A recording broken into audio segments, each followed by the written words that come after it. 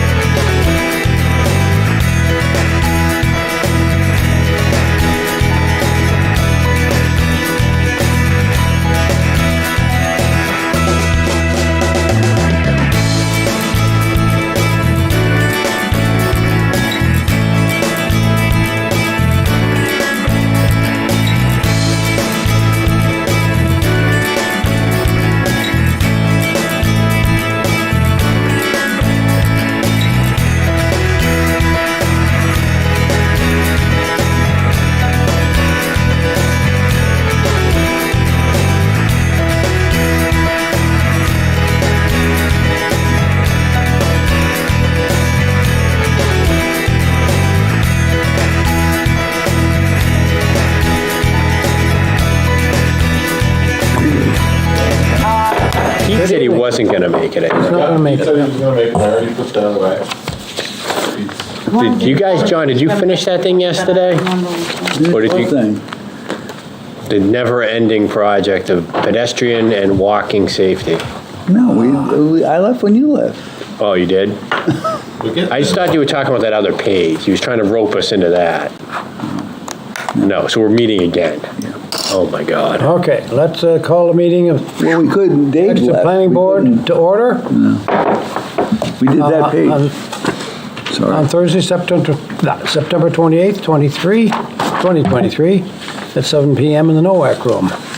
And begin with introducing the officers. I'm Langdon Plummer, and Chair of the Board, and our Vice Chair is, Aaron Brown? followed by, Nancy Belanger, Select Board Rep. thank you, Ladies. and then by Jen, Jen Martell. And John Gruder. two regulars, fantastic members. We have minutes of September 14th to approve, and our two Yeah, minute gurus. I know. This will be a quick vote. Here's a chance. I'm always impressed that the select board does theirs like, and you guys are really efficient, but on the minutes. I'll make a Joanna's motion. really good at doing the minutes. There you go. Right? I'll make a motion to approve the minutes from September 14th, 2023. I'll second. Moved and seconded. Any questions, discussion? And I'll call for a voice vote, please. Those in favor, please indicate by saying aye. Aye. Opposed? Abstentions? I'm going to abstain. I was One there, abstention. and I haven't looked Ms. at Jen them. was not here. Motion carries. There being no public hearing scheduled, the board will continue with the Planning Land Use Series, led by our town planner, Dave Sharples, who has left a lot of paperwork for us to digest this evening. So the floor is yours, Dave. Thank you. Thank you, thanks for coming tonight. Appreciate it, with nothing on the agenda except me. Well, in minutes, but we're here because to continue the kind of the planning series because of the proposed zoning change that we kind of went through last year, but it was kind of, I don't think myself or the consultant, we did a good enough job of having the board understand, what we're proposing and what we're doing. So I thought I'd back up, as I said before, kind of go through the, go through the steps to get there. We're not talking about any of the changes tonight. Still got a couple of things to go over to get there, but I'll explain that. So just to recap what we did, we've done a couple of them. We did the benefits of undeveloped land. We listed all the benefits of undeveloped land, went over that, did a planning, series on that. Then the second meeting, we did benefits of developed land. What are the benefits of developed land? And we went through all that. I'm not going to rehash that, but just to bring that forward. So today I was looking at Exeter. We're going to dive into Exeter's current zoning, Exeter's built environment, and hopefully get some input from the board on their thoughts on some of the things that we'll go through today. So what are the land use regulations in Exeter? There's basically three of them. Site plan.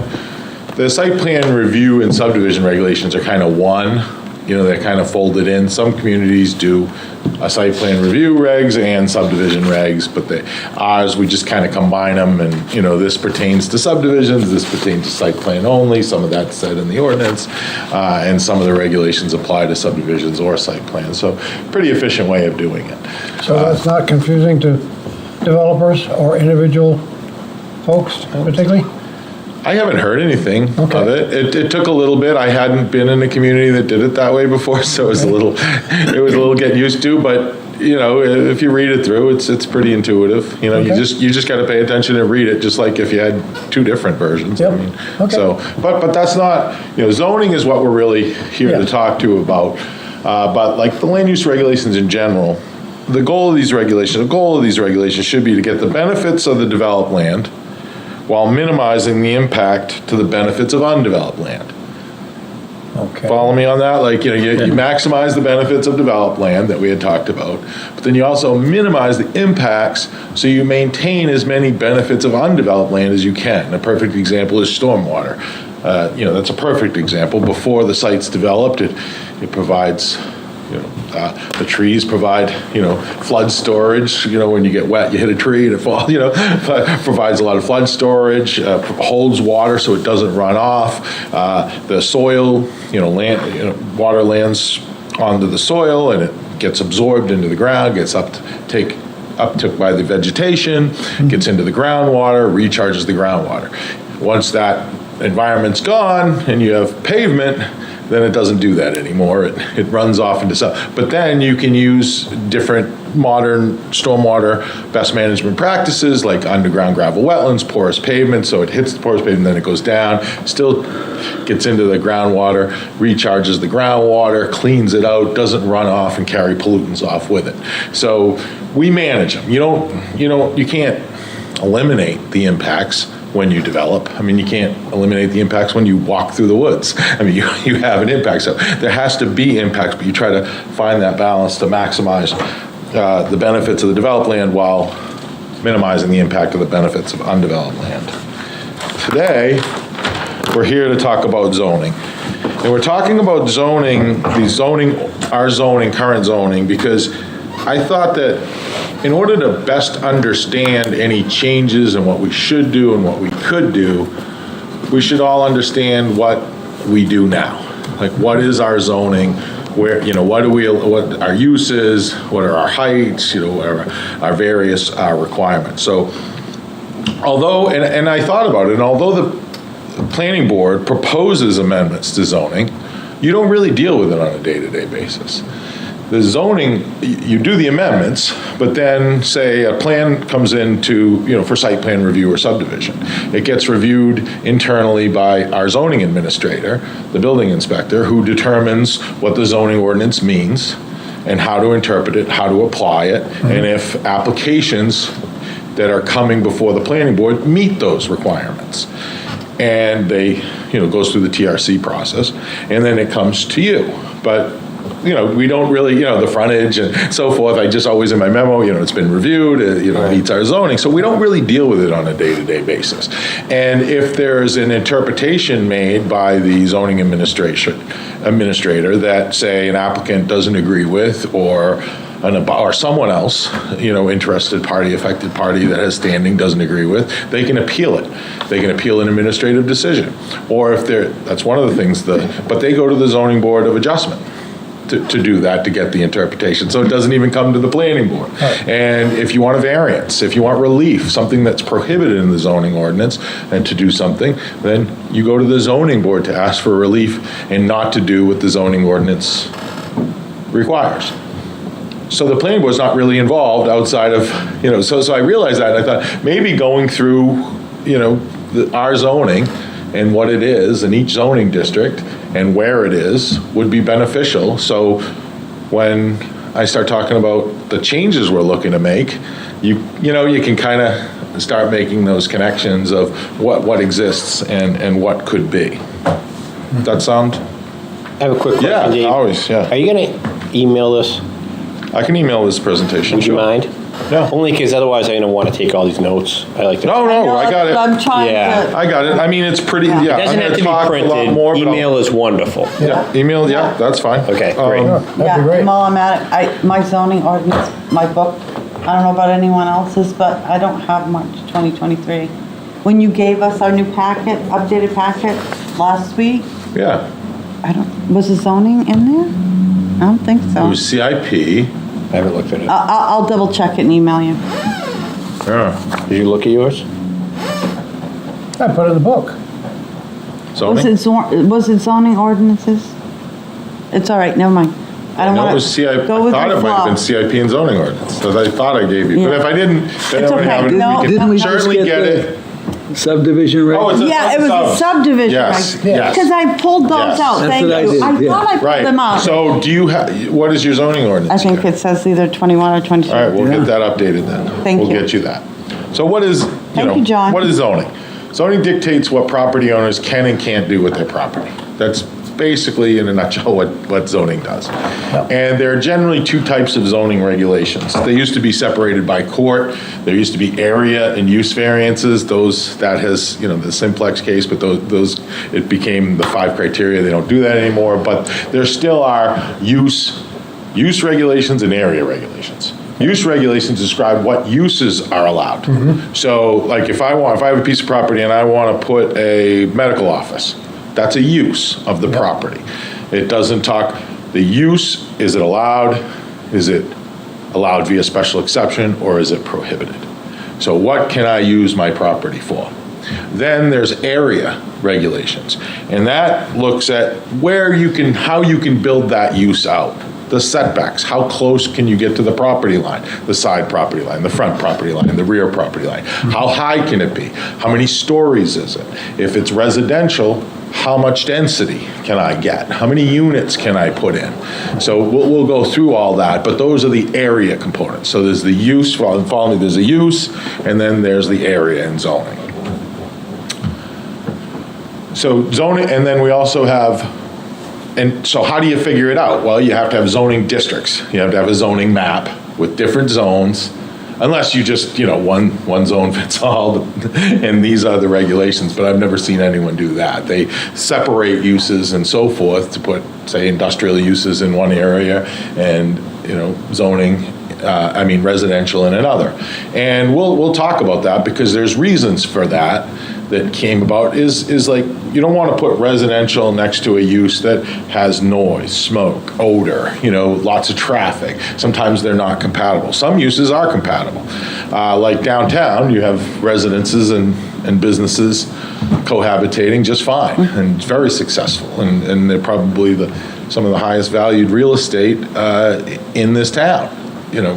Condos going for, upwards of $1 million, right about a business. So they do go together, but some uses don't. You don't want the rock crushing plant or, something that causes odor, like, some type, certain farm uses, piggeries and so forth. Those kind of don't conflict with each other. But we'll, Can I ask you a question, Dave, on that? Is there a requirement for every town to allow all uses? No. There's not? So, I thought there used to be, I thought there used to be a requirement, for things like adult entertainment or, I remember for some reason I thought in Portsmouth they had to have that, and they put that out, on the bypass or something just to kind of comply. Yeah. Don't towns try to fit all these Yeah, my uses understanding, in? because there are certain uses that aren't, I think of, probably go to gaming halls. Yeah, okay. Are gaming halls allowed in Exeter? It's more of a state regulation though, probably. Yeah, but a lot of communities are it's not in our zoning ordinance. Yeah. We don't have it. We don't say it's allowed or not. So if someone comes in and it's a use that the zoning ordinance is silent on, do you have experience with that at all? Yeah, Ever generally happened? you have a clause, I believe we do in here, I don't have my zoning ordinance on me, but it's like if a use is not expressly permitted, either by right or via special exception, shall be considered prohibited. Okay. So you have that catch-all language in a zoning ordinance. So if you can't, so a lot of times, a business use, we have our uses, I should grab that, but, it says business services. Well, what's a business service? Sometimes the zoning Right. administrator, and I've done that in the past and been that person to, what is it? You can't find it, it's whatever comes in, the exact use.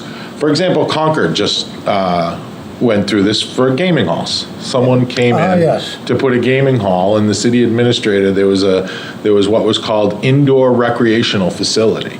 And the definition of indoor recreational facility was like bowling alleys, billiards rooms, et cetera, and similar uses. Yeah. It didn't say gaming halls, but that's where they put it. Right. So sometimes a use comes in and it's like, okay, where does it fit the best? Sure. And then put a use, but it's not that exact, because some says farms, okay, that's a specific use, or retail, retail's a specific use. But sometimes it comes in and it's not a use that fits into one of our use categories. You have to put it somewhere, or you have to determine it's prohibited. So when cell towers were having a challenge for a while, I remember finding places to go because a lot of communities didn't want them. Right. I think they were fighting zoning a lot, weren't they? You are. Correct. But then that's a whole different story because they have federal regulations that basically kind of, almost like a 40B in Massachusetts. Well, that's what on I'm saying, affordable yeah. So, housing. like, It is says, that what come in and happens? that's what happened. To Yeah. those uses that are, I don't know, not as common, I guess is the thing that comes to my mind. Like, not Correct. as common, more unique. Correct. You know, Correct. do they end up having to go with almost an alternative regulation to get through? It's more of a legal process. Yes, there's a lot of towns that put up telecommunication ordinance. We don't have one. Yeah. We kind of mention them in a couple under height, under our special use regulations, under our essential services. They're mentioned. Yeah. But we don't have a standalone telecommunications. Right. You know, maybe that's something we should think about. But how we do it with the zoning, where it does, we have to divide into zoning districts. We say, okay, this area is suitable for this, and then we attach use, what should be allowed, and how it can, the use can be built upon the property. Like I said, setbacks and density, how dense, and height, and building massing, and open space percentages, 50%, 80%, so forth, of the land needs to be open space and so forth. So, but it's all into the zoning districts. And then beyond zoning districts are overlays, and I'll go over those in a second. But they basically are kind of districts that you have the base zoning's over it, and then you overlay. You put an overlay. So the underlying zoning's still there, but this is an overlay that overlays, and those overlay regulations apply to wherever the overlay district is. And we'll show you the overlay districts. So the big picture, Exeter's current zoning overview, you got 18 zoning districts in town. You got 9 residential, 5 commercial. I put that in air quotes because, it allows some of them, which you'll find out, allow residential too. So they're not exclusive. 2 corporate/technology, 1 industrial zoning district, and 1 healthcare district. And the healthcare district is essentially Exeter Hospital. That's what it is. You also have 5 overlay districts: the Aquifer Protection District, Historic District, Shoreline Protection, Wetlands Conservation, Flood Hazard. Okay. So I'm going to go up here, I'm going to go to these. I'm going to use let me explain I'm going to explain my handouts. I should have done that before. I gave you 3 handouts. One starts, the front page says Article 4, District Regulations. Yes. Okay? Yep. That isn't pulled out of the zoning ordinance.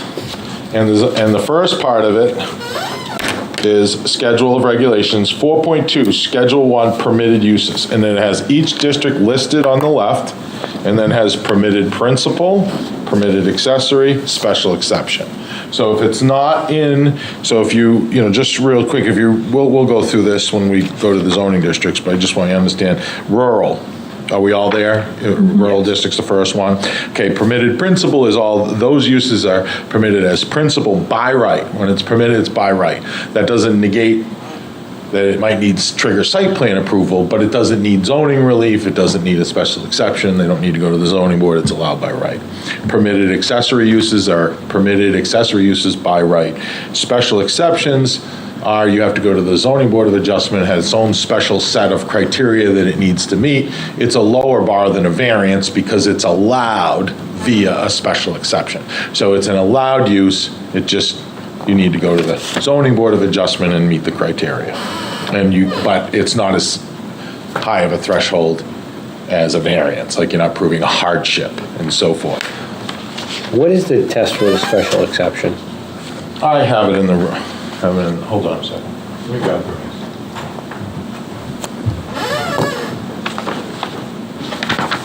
I always bring my writers, but I cannot do that.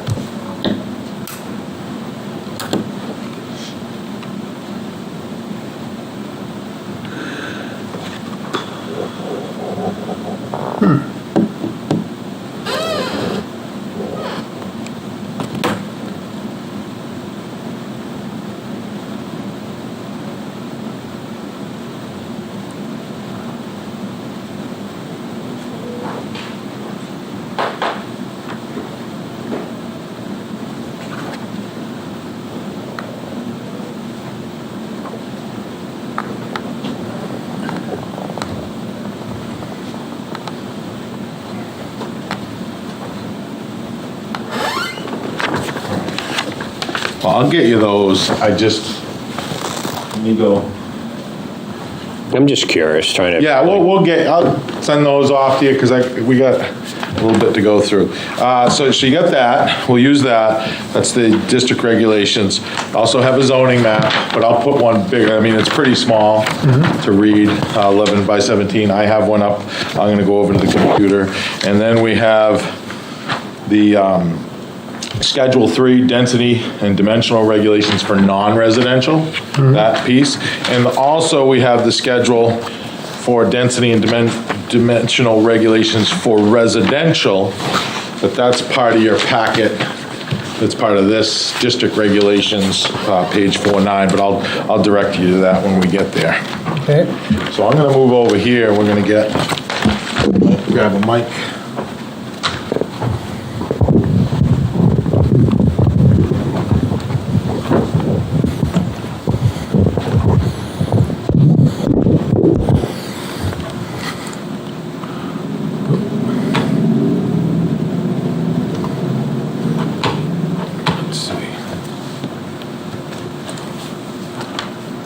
Can everyone see that okay? Yes. All right. Kinda. So Dave, did But you have the small version. Did overlay districts come after zoning? Or has zoning happened? You know, I didn't do a historic, I mean, in the big picture, yes. Okay. Like zoning came in like 1920 Yeah, after some, yeah, okay. there was a US Supreme Court case that allowed zoning in like, I think it was like 1920, it was a piggery. Yeah. And then residential came around it and everyone was there, got up in arms and, you know, and they tried to start separating uses. It was part of that. But I don't know what happened in Exeter. Yeah, okay. I mean, before zoning regulations were like, I mean, I remember looking at, 1950, usually in the 50s, people got zoning books and they were like this. Yeah. I mean, some were like little handheld booklets that were Right, just yeah, like, residential, commercial, or just a couple of notes on something, that you could or couldn't do with your property. So I'm assuming overlays came after. But we have, just to go over these, is the Aquifer Protection District.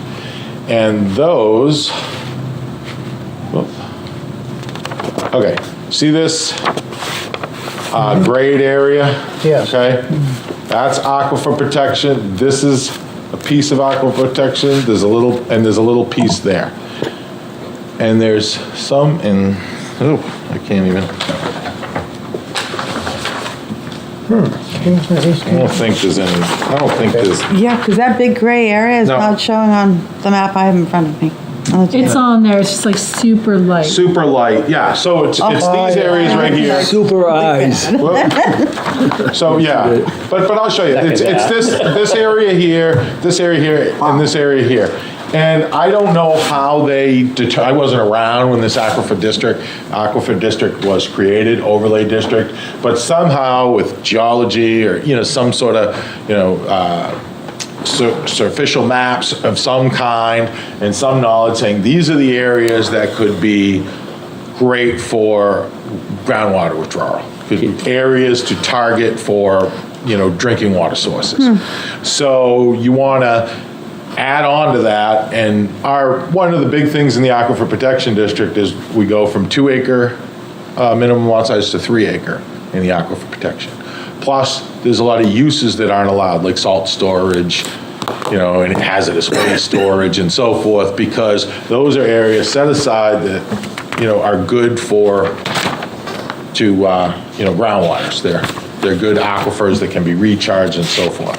So there's a whole set of regulations around those. I'm going to ask you a question again. Yeah. Where is that in here? Did you give it to us? What? Did you hand it out to us? I'm just asking. Did you hand it out to us? The regulations of the Aquifer Yeah, District? yeah. No, they're all in the zoning ordinance. Yeah, okay. They're all its kind of own separate I should have brought my section book. I should have brought my book. on our site plan and subregs, but yeah, they're in there. You Okay. can look and see all the. I just wanted to look at the but it's- differences when you were talking. It isn't that critical for what we're doing. I'm just showing you Yeah. these so we get an understanding, but when Sure. we're doing this zoning change, I'm not touching any of these overlay districts. Okay. Unless the board wants to go there for Sure. some reason based on this and says, let's take a look at this district, that we can, but it wasn't the intent. The revisions that we are proposing don't have anything to do with any of the overlay districts. But I just wanted you to make you aware of them, where they are, kind of the general, idea of what. So when the Aquifer Overlay District was put in place, how many years ago? That's a good question. I'd have to go through the book of amendments. I And mean, then it potentially can affect the zoning underneath that, right? well, yeah, it's just all, these regulations also apply. Right. It's like, okay, these are the regulations, but then the stricter shall control. So in an aquifer protection district in town, we say minimum lot size is 3 acres. So the underlying zoning, regardless of what it is, somewhere in the aquifer protection district, probably 15,000 square feet for a lot, up to like 2 acres, depending on where you are, in the aquifer protection district. But we require 3 anywhere in it. So, You follow me? No, I do, but I'm saying that potentially could affect my property right. yes. You Oh, and all- added that after the fact. All zoning affects your property It rights. does, but I knew about that zoning when they did the overlay. I'm not saying they shouldn't have done it, but it potentially could have a negative impact on what I think I can do with my property. Oh, absolutely. Okay. Yes, Yeah. it does. All zoning does. That's what, that's why I say you get this bundle of rights when you buy a piece of property. I always go say, the bundle of not sticks, when you've you heard it figure before. In each stick, the right to develop, that's a stick. But then we take that stick with land use regulations and we whittle that stick down. But you can't whittle it, you can whittle it down so it's still there, but the test from the Fifth Amendment of the US Constitution is it says you cannot, so it's as if you took it. You can't take land without just compensation. So if you zone this stick down so there's no more stick, and you can't do anything with it, you gotta pay that person for it. And if they took you to court, that's what they would, it'd be a constitutional claim, it's as if you took it. Okay. So you can whittle it down though, and say, okay, no commercial uses, no multifamily uses.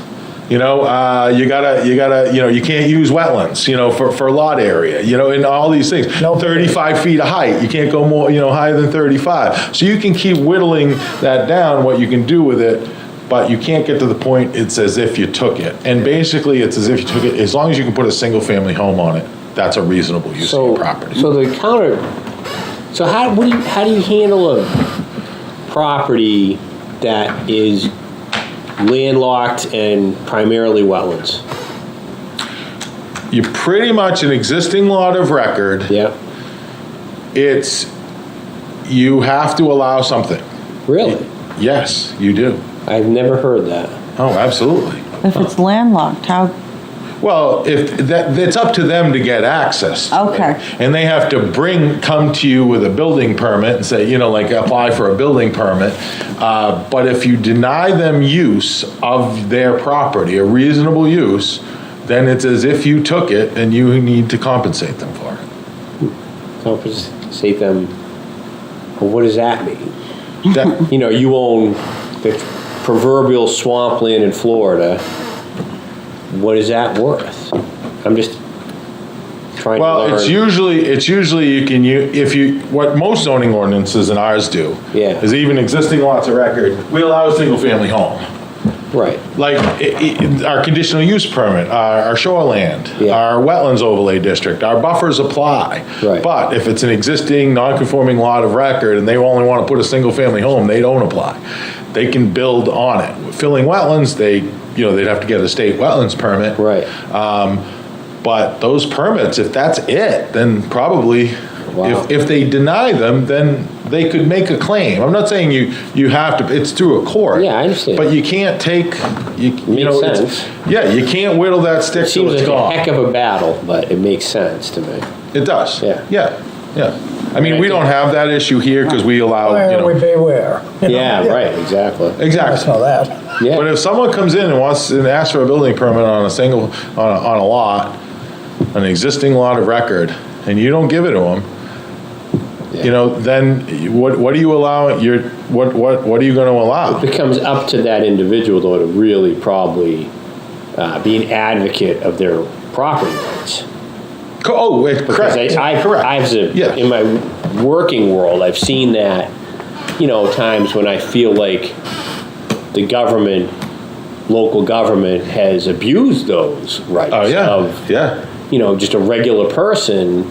And unfortunately, a lot of regular people get very intimidated by the process of Yeah. Oh, sure. advocating Yeah. for themselves. They deem it unbuildable. Yeah, right. Yeah. Or they, like you said, they do an administrative decision that probably wasn't appropriate and significantly hurt somebody's property rights. Yes, But you have to go and fight that. yes. And if you lose, you got to be willing to go appeal, because the hard part is your appeal. In my experience, the appeal usually starts locally, and locally, you're appealing a lot of times to the people that don't want whatever you're trying to do to happen. Yeah. I represented a couple people in Yeah. Durham that happened to, and they had to Yeah. go a long way, and they ended up it becomes a financial Yeah. and time decision for people that, when that happens, it's unfortunate. Sometimes they lose their rights just because it happened. They don't have the energy, the money, the resources, Yeah. the time. Oh, that's exactly, yeah. To promote yeah, the rights, Yeah, exactly, yeah. I mean, a lot of towns, they deem these lots unbuildable, or people want them, they say, I can't do anything with it. It's Right. unbuildable for tax purposes. Right. Well, the township responded like, okay, but you haven't gone through the process. Yeah. Go to the zoning board, go to the DES to get Right. your, wetlands filling, because you have rights. You Right. own property that you have a right to develop and a right to a reasonable use. Sure. If that's taken away from you through regulations, then, and it's, you got to go through the thing, but that's not what property rights are about. You have property rights. You have a right to develop, and if you zone something and you regulate something, so it's as if you took it, you whittled that stick down to nothing, and they can't do anything with it, then that very well could, in my opinion, be. You got to pay for it. Yeah. Take it, buy it, which isn't bad. I mean, then you get an Right. appraisal and, say, okay, I mean, we do it for conservation land, we buy it. I mean, not that route, but. Well, and the stuff we're talking about too, a lot of times the practical purposes of building on a wet property is pretty ridiculous cost-wise and everything else anyway, so the Yeah. real value isn't significant anyway. But philosophically, I think I like what you're talking about. Exactly. If someone, so a lot of land like this unbuildable essentially, Right. the owners don't build on it. Right. But if they went through the process and they tried to get on it, Sure. it'd be tough to deny that person a reasonable use, Sure. like a single family home. Yeah. Not if he wants to put, 4-unit Right. or a subdivision. I mean, that's a whole different story. Right. But a single lot, a record, stays a single lot, you got to allow him a reasonable use of the property. What that reasonable use is determined by the courts, but we usually, in zoning, go and here too, it's a single-family home. If you can Yeah. build a single-family home on it, that's a reasonable use of the property. So, moving on, historic district.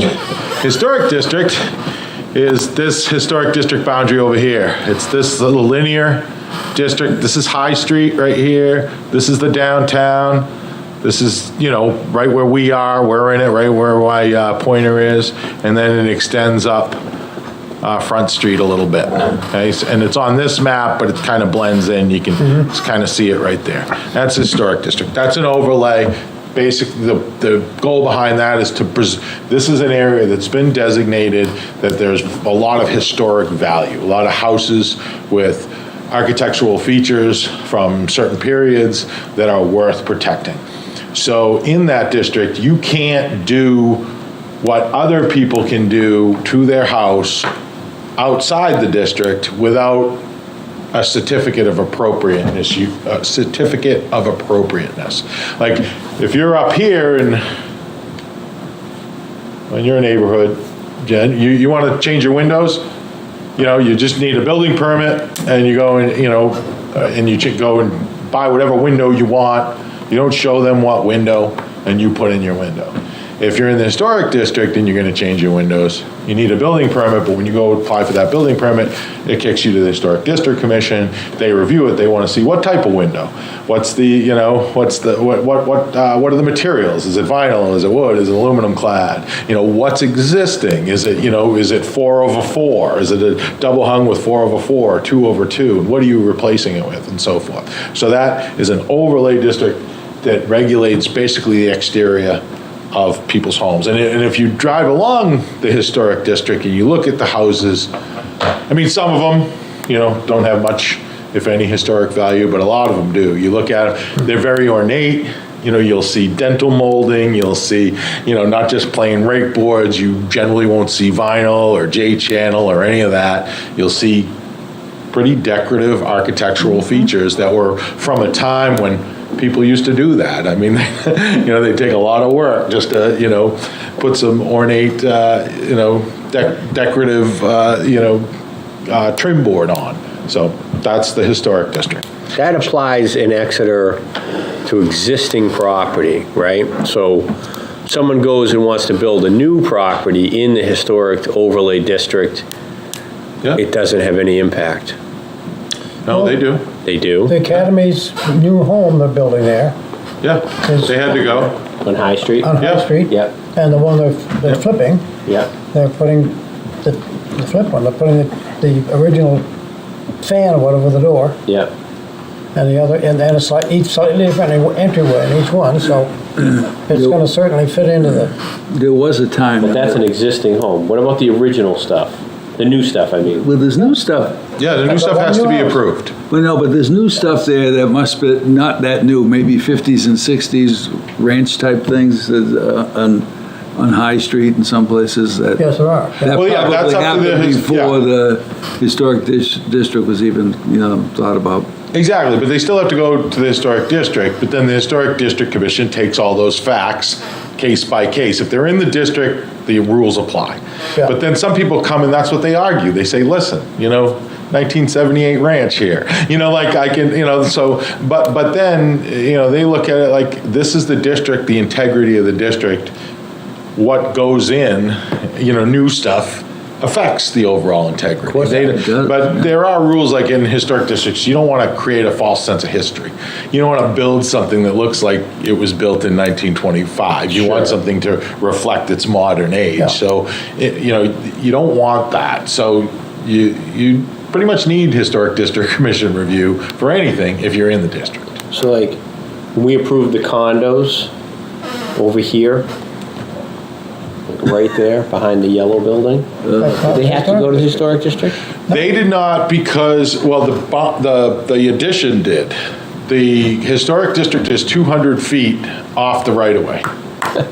So it fell, the historic district fell kind of right in the parking lot. Like right in the parking lot, like between the single-family home And the new and the building. new units. The new units, that 9 unit was outside the historic district. Okay, So it's a 200-foot, and it didn't make it there. gotcha. So they were not in the Shame to historic lose district, that but the back. front of the house was. Too bad. So, So the okay. historic district line bisected your house. Half your house. Oh, you guys. That, yes, that's where I'm not the zoning I bet that's administrator, that's something by Doug, but I believe that if it's in it, it's in it. Until it ends. That was in a prior town, but I don't know about Exeter. That's how we dealt with Seems it. like that If could it was, happen. but we didn't do it that way. We didn't do it by the 200 feet. We did it, or the rear property line. yes. Yeah. Whichever is greater, so it would cover that, so you wouldn't have that bicep, but you do here. So I think they play it, if it's any part of it's in the district, it's in the district. That structure. Structure. But if there's a barn out back and it's outside the district, Right. then that's outside the interesting. district, so, Interesting. yeah.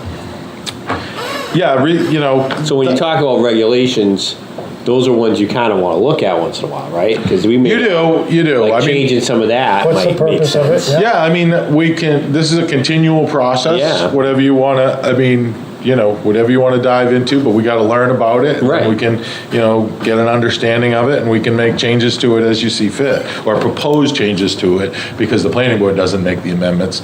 They propose the amendments, and the voters would have to vote those in. So the next one, shoreline protection.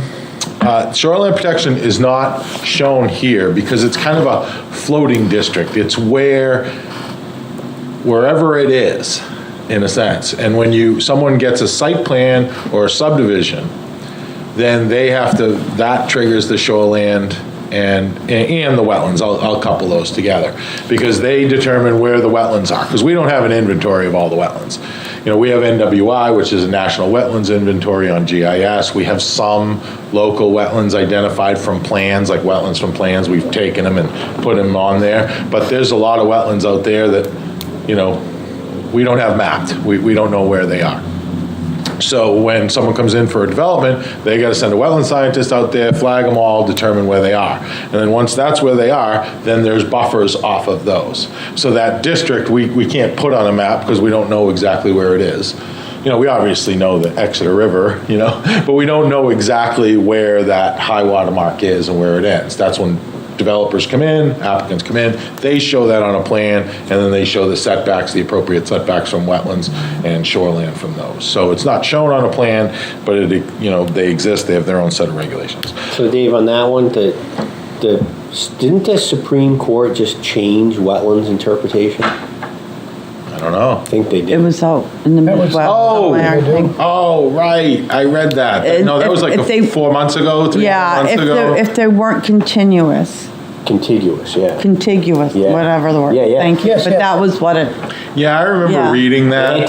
somebody wanted to build a house. Yeah. Yeah. Yeah, they're saying if a wetland doesn't abut, I think it was like a significant wetland or something like Yeah. that. It had- They were eliminating all these little pocket wetlands regulations. Yeah. Is what Yeah. happened at the Supreme Court level, which I thought that kind of blew my mind. Was it the US though, or was I it believe the it was. state Supreme Court? I believe it was I think it was the yours. federal. It was federal, US Yeah. Supreme Court? Okay. I remember reading that. Not surprised. That was 3 or 4 months ago. Yeah. Yeah. And I remember reading Clean Water that, Act and all that stuff, yeah. but I didn't It probably really. takes a while to filter through, but I thought, wow, that could be very significant in terms of Yeah, I don't know I don't remember what my wetlands losing thought. protection. Yeah, I don't remember what my thought was on the impact here in Exeter, if any. But I'll revive that. I remember looking at that. That was a little while ago. So flood hazard.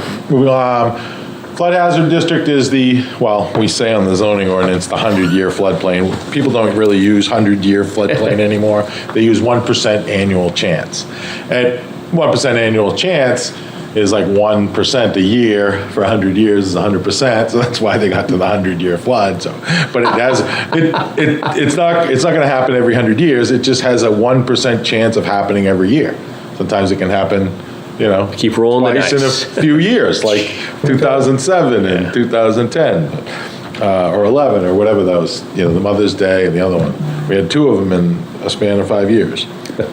So those are the flood hazard. Those are the overlay districts, and no changes really. Well, at this point, no changes are proposed with what we're doing. Then I'm going to go over here. We're going to hop on to other ones. Yeah, continuous surface connection. But to what? Isn't that crazy? It's Sackett versus the Environmental Protection Agency. Yeah, that's part of that old, I told you, they were going after that. That's potentially a extremely Scope significant. of the Clean Water Act. A little Yeah. thought, We're just trying talking to do about with potentially regulations. destroying a lot of wetlands in this country. Okay. Yeah, let me do this. Where's my zoning map? In reality. Oh, I'm gonna, Oh, I haven't connected that one. Yeah, I think it does. so I gotta open this up. I had it up earlier, but then they came in here and they kicked me out. That, yes, of course. Is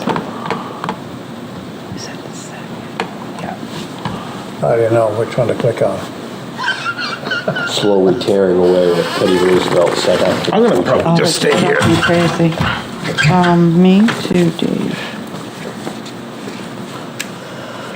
So now, your use regulation, your district regulations that I gave you, we're gonna go through each zoning district, starting with the residentials. And we're just gonna we're just gonna go through them. And, open this up. You won't have to look far, I sent it to your email. Oh, he didn't, did he do that to me? Do I have my oh my God. Okay, anyway. All right, we're zoning.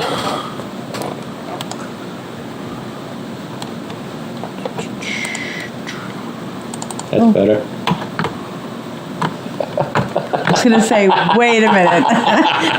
How is this better? My eyes aren't that much worse than yours. This is like one of those blotch tests. What do you see now? Okay. So can we all see that pretty good? Yes. All right. I had this all set up, but then it didn't save when he came in. The computer guy came in and booted me out before I had any savings, before I could save it. All right, I want to put on the buildings. Oh, much better. Yeah, No, I get it. Okay. So that's here's the- Can't make out. Exeter, okay? The rural, RU is the rural district, okay? So, this is Exeter. It's all pretty much up here in the northern part of town and includes this area, okay? But if you zoom in, I just want to show you what it is. If you zoom in on this area, I had this all set up, I'm sorry. When they came in and the thing, it kind of, let me make this display, let me make this transparent. 80. Okay. So I just want to show you how this is built. Can you see that? Yeah? The overlay? It's like Yes. transparent, but you can see through it. Okay. What you got in this section of the RU is basically nothing. I don't think there's a building. There's not one building there. There is some potential expansion out here. Remember P.R. Russell came in for a parking lot expansion out back? Yeah. Yeah. That's Brentwood then. That's in this area right Yeah, here. got it, yep. And this, oh no, that's on this lot right here. Here's P.R. Russell. I think it's P.R. Russell. They're right here. So they're working on in there. This aerial doesn't show it because it's an older aerial, but it's the best imagery I got. So this is the Connor farm right here. This is all mostly preservation land. So there's really nothing built in that rural area. There's not a ton of potential in here, but there is some land, but a lot of this land, this is industrial, Pine Street, is all commercial, or industrial. There's a insulation place here, there's a MTI Polytech's across the street, there's a school, like a heavy equipment operator school back here. This is a large landscaping operation and so forth. So, This house is only on either end of that road. There's, yeah, there's a couple right here, Yeah, there's one and right then here, there's the other. a house right here. But anyway, that's outside of Exeter. Yeah. So, but I'm saying to access this land, you'd have to come through industrial, and this is all conserved too. Okay. As well. So and then when you go up around here, I'm going to take this aerial off, so these those little green things, those are the buildings. Okay, those are buildings. Okay. So, but just kind of want to show you how it's built up here. This is all rural. Here's the school, and it's interesting. When you look at, I looked at the school, and if you look at RU and you flip to the first page, okay,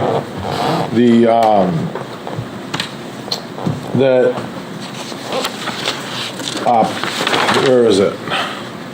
Okay, if you look to the first page, permitted principal, or even or special exceptions, you don't see public schools listed. But you don't even have to put public schools because it's a governmental land use and it's exempt from regulations. But if you flip to the next page and look at R2, single-family residential, look at permitted principal. Read that for a second. What's the second sentence? Public elementary and high school. Yeah, so it's interesting. We don't allow it in the They were probably existing when they put zoning in, that's why. Yeah, maybe. They were But I guess probably already there. my point is, I just want to highlight that's Yeah. something that we clean up, and it's not even necessary because it's a governmental land use. It's protected under 674-54. It doesn't need to meet our zoning regulations, and it can exist. So as long as it's a governmental use that's traditional in nature, which public education certainly is, it can be there. But it's interesting that I looked at it, is like Yeah. where our high school is, where our biggest school facility, and it's prohibited in that So zone. it's new.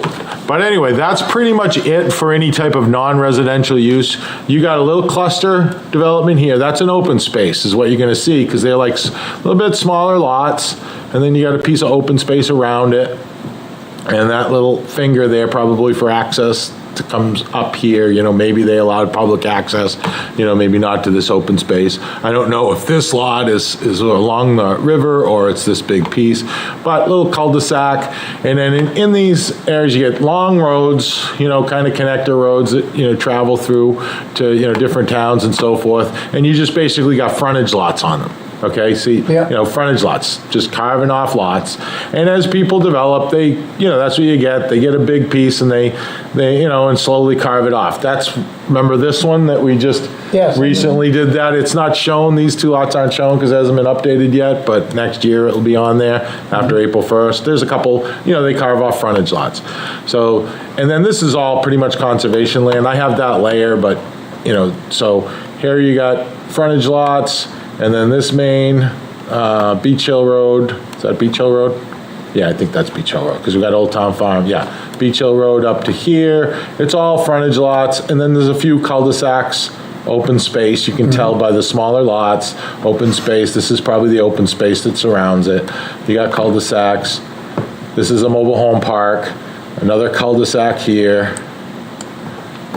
Oh, wait a minute. Yeah, this is R1. I'm sorry. It's so light. I think I made it too light. But this is Forest Ridge here. This is an open space, loop road, couple of cul-de-sacs off it, frontage lots on Watson Road. Then over here, you got Newfields Road that comes from Route 1. This whole section, all this is pretty much conservation land through here. There is a couple parcels that are not. This is the town forest right here. You have the Captain's Way subdivision here. Is this Sloan's Brook? Is that Sloan's Brook? Yeah, that's Sloan's Brook, cul-de-sac. This is the Captain's Way open space subdivision. You got all the open space in between, loop road, couple of cul-de-sacs. I think this is a traditional subdivision. I believe this is Walter's Way. Looks like it. I wasn't around. I think it Yeah, is. it's Walter's Way. Yep. But it's just a longer cul-de-sac, with a couple acre homes on it. And then you got Newfields Road with frontage, with frontage lots along there, and then Rains Farm and so forth. So that's your RU district. It's interesting to see the conventional subdivision next to the open space. Isn't it? Yeah, it's longer road, a lot more road, a lot more bigger lots. Huh? Bigger lots. Bigger lots and usually bigger lawns, bigger, more earth disturbance, so forth. So that's why kind of clusters, people like clusters. You take the same density that you could get. That's what yield plan shows. Okay, your conventional design taking all the lots and then, taking all of the lot basically, and now you're taking those homes, you're making the lots smaller, but you're not increasing the density. You're keeping the density, but you're making the lots smaller, and you're kind of having less of a footprint. And developers like it because they'd rather build, people say, oh, I get 10 units and I build 2,000 feet of road, or I get 10 units and I build 800 feet of road.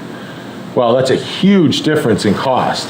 Because it's road, sidewalk, curbing, drainage, catch basins. Sewer pipe, water pipe, Yeah. Utility, underground utilities and so forth. So, And less for the town to maintain in the future. and less for the town to maintain. And developers usually like, because they, and what they found is it doesn't seem to make a difference in the market. Right. Like that subdivision off of Tamron. Right. They're starting at 850. Yeah. And some of them are over $1 million after you add them, and they're 30 feet apart. Yeah. And, I think they're either all sold or, I think there's a You been out there? different buyer, but there's still a strong market, certainly now, either Wondering way. about that. oh, correct. Everything, different, like, a lot of people want to be out, and don't want to see anybody. Right. And then some people don't mind, and some people Some people don't want any lawn. Yeah, and some people like living on the 15th floor, Right. and some people wouldn't take it. So, I think we got quite a diverse housing stock here in Exeter. So there's the RU. And then That's a pretty good chunk of town, isn't it? The RU district. Yeah. Big chunk of Yeah. town. When you first What's showed the it to story me. like all those lots that are that have no frontage? Like, that's not all conservation land, right? that is one long story. Which one are you looking at, Jen? Just all those lots between like Forest in the Ridge middle there. and Captain's Way that Yeah. have like no frontage. There's some landlocked lots there. Yeah? I Speechless. really don't want to get into that. I mean, we're dealing with actually this area here. That's bizarre. All these lots right now. We're doing some title work. Some different people are claiming it. So we're working on that. It's a work in progress, right? It's a work in progress. It just it's been there that way a long time, and we are trying to resolve it. So. Are there Yeah. owners or is it? Huh? Are there owners or is that what you're saying? Yeah, some of them are according to our assessing records, are town of Exeter. But there are people that are claiming that we don't own them. And they own them. And they're differently configured than what you see, so. Really? Yeah. And Yeah. who's been paying taxes? Nobody? Not on the stuff that the town of Exeter owns, Right. because there's no tax bill Not being there. sent. Right. Yeah. So, But someone's claiming against that. yeah, but that's a whole. Interesting. Yeah, it is very interesting. It does kind of make my brain hurt, but I'm working. Like some of those shapes too. It's like Yeah, I'm they working seem with. very like somebody drew Talk that. about the last. We're trying to get through it. We're trying to get through it. So, okay, I just want to real quick to go through, so you I'm not going to do this with every one of them, the district, but Yeah. I wouldn't mind you doing it on your own, but let's do it on a couple, just so you get the RU district, right? And you go to your district schedule regulations, you go to the first page, right? Rural, what's allowed? What's permitted as a principal use? Well, you got one-family detached dwellings, excluding manufactured housing. So you can't have manufactured housing in this zone. It has to be. What's a manufactured house now? Well, that's up to the zoning administrator. Yeah, Aren't they all manufactured houses? Well, we have- Everything's prefab. The definition of a manufactured house is definitely gray. Yeah. yeah. Well, that all Or it depends. has Whether the definition It is has- gray. You can roll it off the property or not. It has wheels still or not. Take it right? with you. Well, but it's only gray if our definition for it is gray. Because you can define, if you define in Sure. your zoning ordinance, Sure. manufactured housing Yeah. as a 10 by 20 Yeah. house made of 2 by 6s, Yeah. then that's what manufactured housing is. Sure. It's not, it's like, wait a minute, that's not manufacturing housing. Yes, it is, because that's how we That's what we define call it, yeah. So our definition for manufacturing housing is any structure transportable Yeah.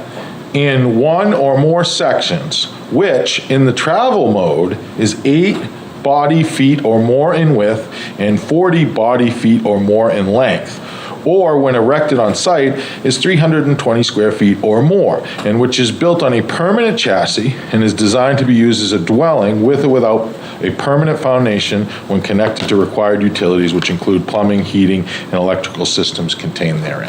That's our definition of manufactured housing. Permanent chassis. Yes.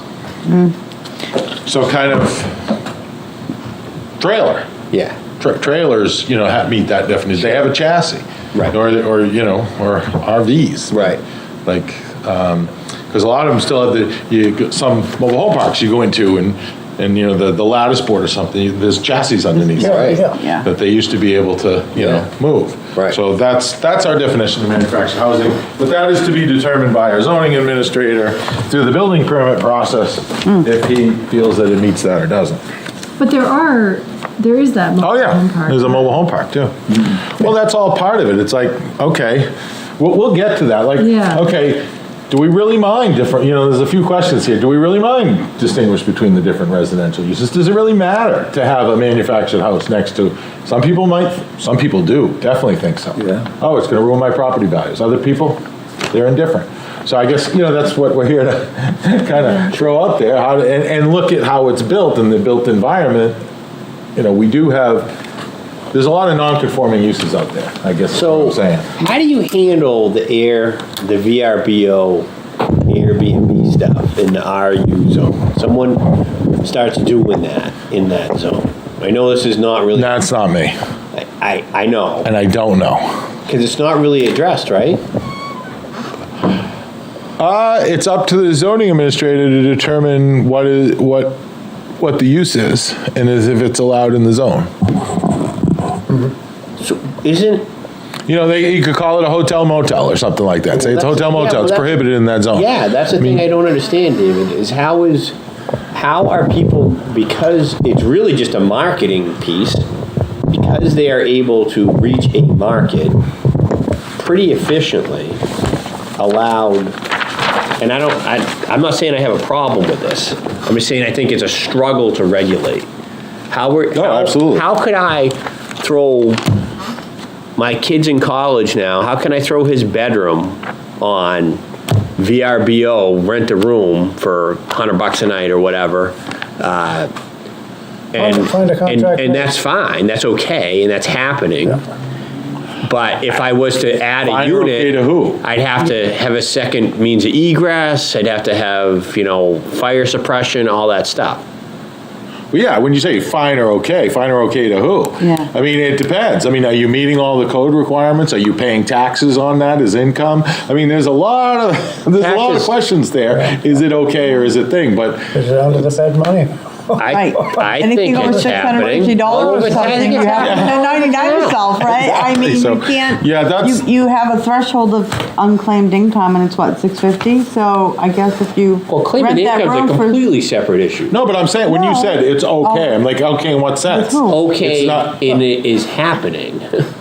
Oh, okay, it is happening, yes. Yes, but, I mean, No. so, well, yeah, that's for another, I guess, a discussion for another I day. just think that's a real challenge for Oh, yeah, for absolutely. zoning in general. Absolutely. My- So, Some of the getting on lakes are this, trying to permitted, struggle with that. getting back on the permitted principle, you got one family detached dwellings excluding manufacturing housing, farms, farm uses, and customary farm occupations except piggeries and open space I like development. piggeries. So, Sorry, but I thought that was funny. Never gonna get that piggery back, are we? I know, seriously. Is it, Where are we gonna slaughter the pigs? and permitted accessory, you got home occupations, customary farm buildings for the storage of products or equipment, you got roadside farm stands, private garages, parking, and loading areas as associated with residential and farm uses. Any other accessory building or customarily incidental to the principal use. Special exceptions, you have residential conversions, we'll get to that. Accessory dwelling units, ADUs, bed and breakfast, child daycare, churches, similar places of worship, community buildings, social halls, clubs, lodges, fraternal organizations, essential services, excavation of earth material, campgrounds, golf courses, recreational facilities, libraries, museums, private schools, landscape nurseries, and heliports. Those are all allowed in those zones, in the RU. And then go to page 4.9 of that handout. Yeah. And so now, you have Schedule 2, you have the density and dimensional regulations. This is, so we just did the uses. Uses. Now, this is more this is the area regulations that I'm talking about. Okay. So, okay, you figured out you can do a single-family dwelling, right? Say you own one of these properties in the RU. You want to do a single-family dwelling. Okay, you go to the permitted use, it's permitted. Or say you want to do a farm, or wait a minute, not a farm. Say you want to do a child daycare, right? Well, let me check. I'm in the RU. Yeah, I can do it as a special exception. So I can't just go ahead and start doing it. I got to go to the zoning board of adjustment to get a special exception. And then if I get a special exception, then I can go get a building permit if I need a building permit to, fix it up, or I can just start the use. If you just start the use in a single-family home and it's a permitted, then you don't need that, but you need to trip to the zoning board to create a child daycare in that zone. Follow me? But now, you've done the use. Now you go to this table. Okay, I'm gonna do a single-family home. Well, minimum lot area is the first thing. No municipal water and sewer.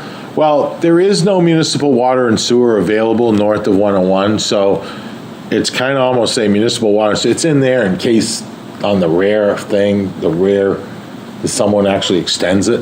I don't see that happening because you're gonna have to get over 101 to do it.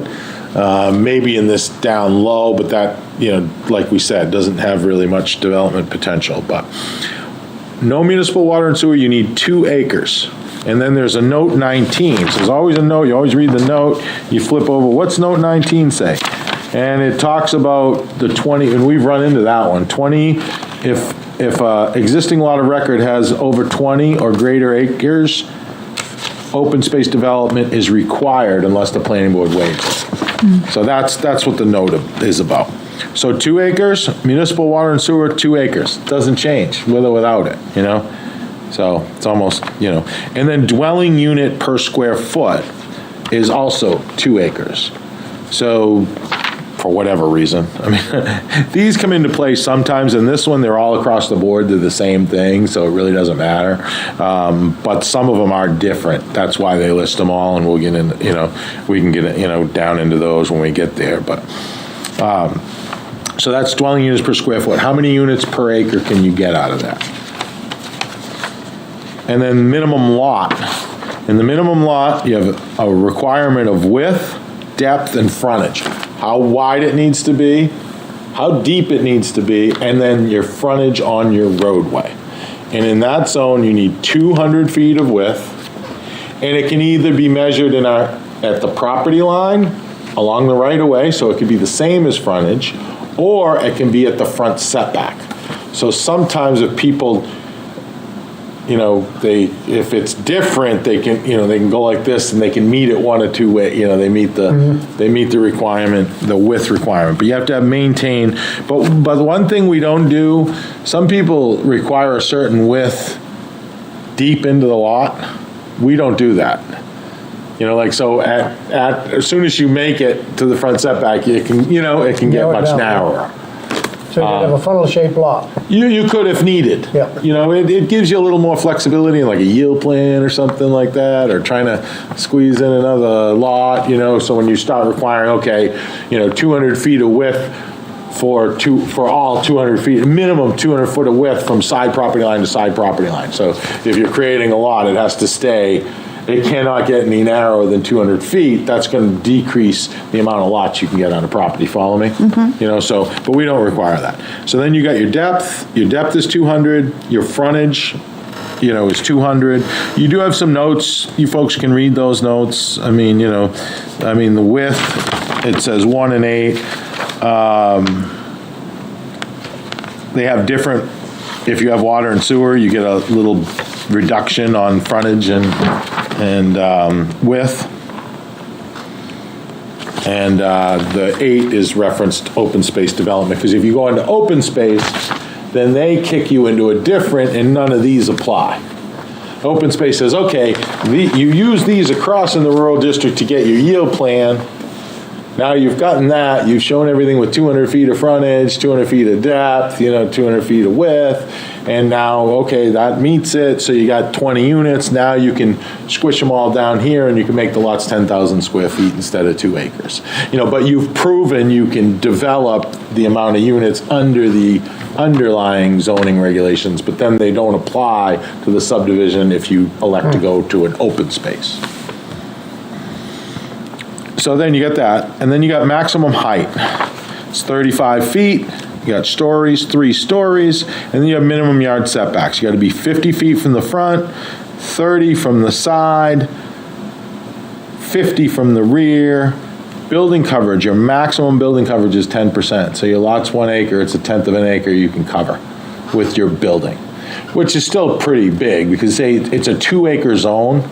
So 10% of that, 86,000, is about 8,600 square feet. It's a big house. Big house. And that's just a footprint. I mean, you can have multiple, 3 stories, so that's a 28,000 square foot house. I don't think you'll ever get to that. I think we have this building coverage, but I'm not sure it's ever been like, oh, I mean, anywhere near in the residential that you even come close to these percentages usually. But anyway, and then you have minimum open space requirements. We do regulate that. A lot of towns don't even have that. It's just, but we do.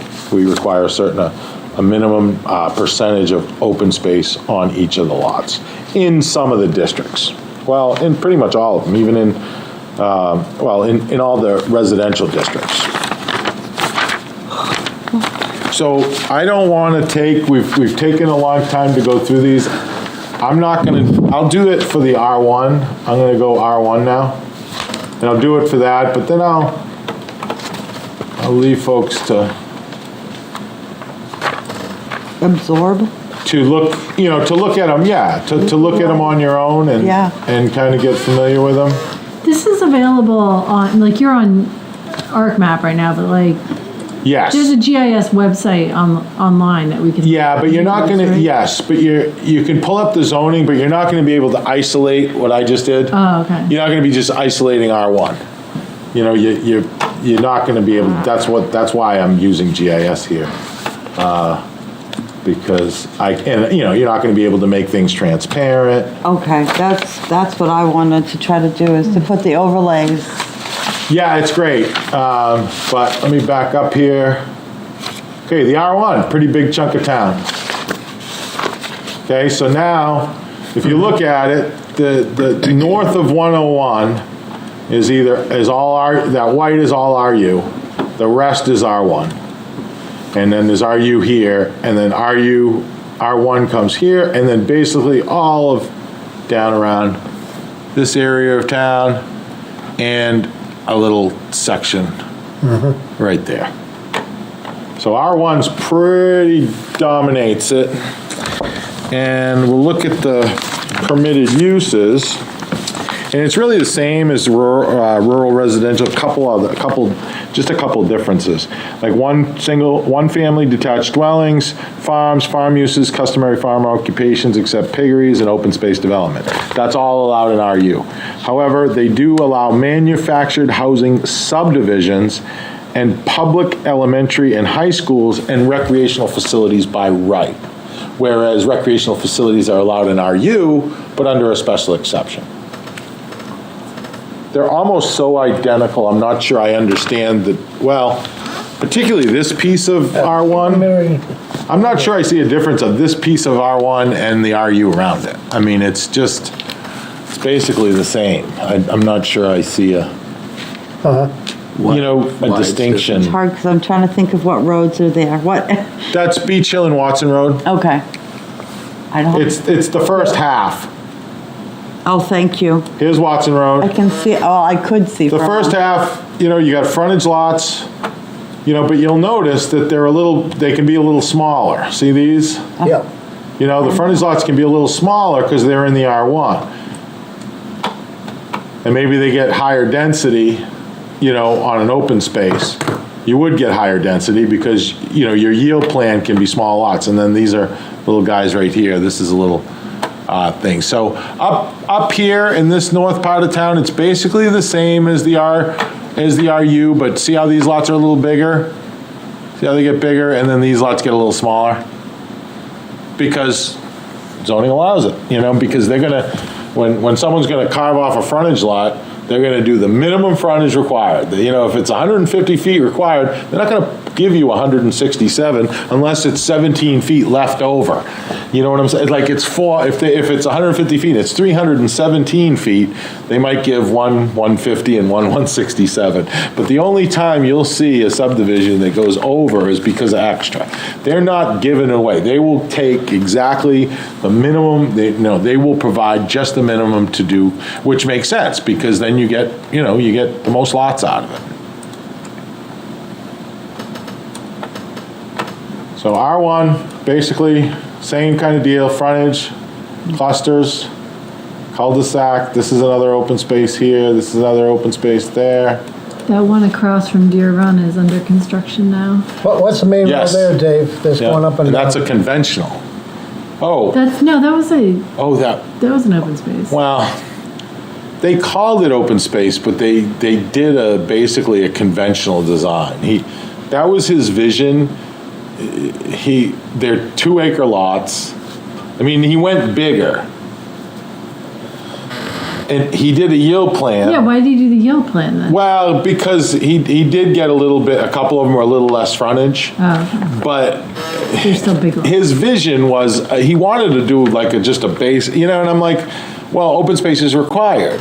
So he like kind of did the minimum to meet the open space requirements, but nothing says those are minimums. There's nothing about maximum. So then he would, he went. He could have gotten more lots if he wanted. Oh, he could have got a lot more lots. Lot more. that the one I mean, he had on the 100 acres out there. He gave 70, the town owns 72 of it. They've already given it to The one us. on the hill. So, yeah, it was very nice of him. It was very nice that was his legacy, and he wanted kind of, just a small subdivision with big lots and nice, that's what he wanted. So, Yep. yes, he definitely could have got more. And then as you go across the street in the R1, Pretty unusual to see that. Yeah, yeah, Newfields Road here, basically frontage lots. There's no water and sewer out here, so they're pretty big lots. And there's pretty big homes in that area. So, I mean, they have potential to, there's frontage lot potential along here. But we haven't seen it. At least not yet. And then this area is probably the most developed one of R1. You got either clusters and then frontage lots, then another, this is a conventional, I think, right here. Then you got more frontage lots, and then this is all cul-de-sac. This is an open space development. This is an open space cul-de-sac. Loop road, cul-de-sac. And then frontage, frontage lots along here. And then this is kind of a loop road subdivision. As you move down here, you got more of the same. It's just, kind of loop roads with cul-de-sacs off them, loop roads, cul-de-sacs. And then you got the main road coming through here. This kind of is a loop road, but you can't get through. This emergency personnel can get through, but here's Riverwoods right here. So this Yeah. this is blocked off. They're gonna be opened But up. there's a cul-de-sac here, cul-de-sac off of that. Over here, kind of same deal, loops around, cul-de-sac. This is kind of an older neighborhood right in here. That probably definitely predated zoning, because those are, small, real What's the name of small. the road, David? Huh? What's the name of the road?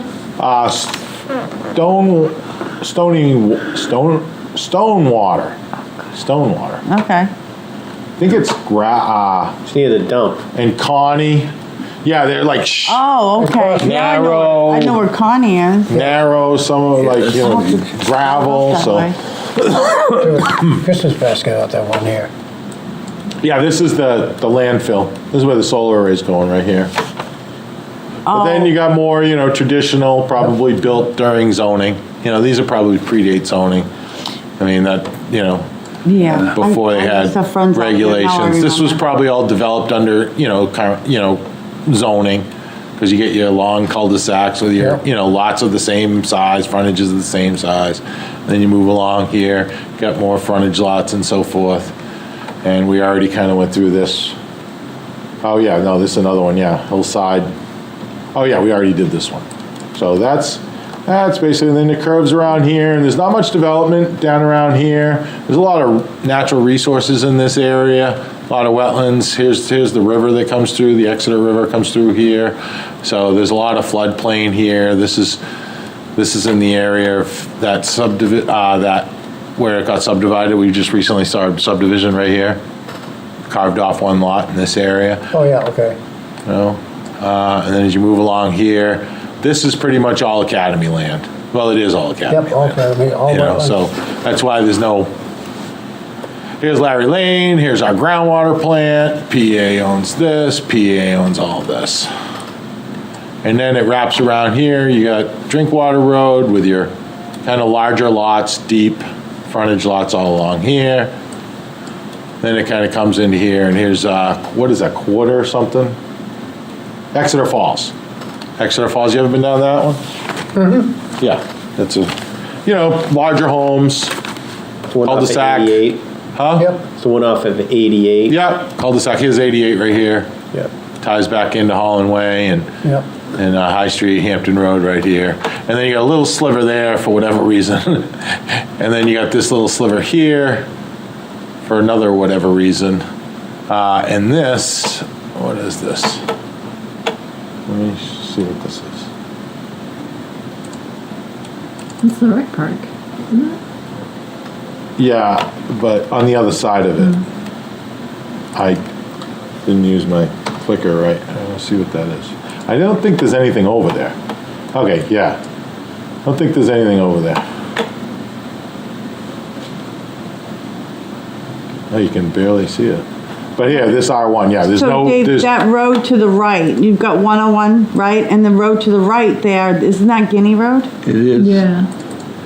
Yeah. Yeah. yes, it's Guinea Road. Yeah, Thank you. oh, I did 100%, Not use that's the why. aerial views of town. I just want to see, okay, there it is. Oh, there's a couple houses right here in the R1. Yeah. And then this land is all backland of development here, so probably not much, if any, potential there. So you have, I just want to go over, because this is, and then I'm going to add the RU to this too. Add value.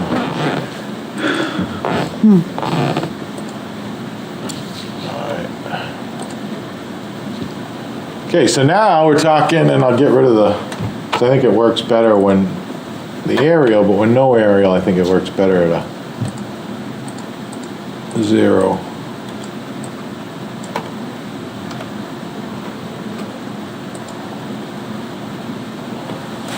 So basically, between the R1 and the RU, that, quite a bit of Exeter right there. Yeah.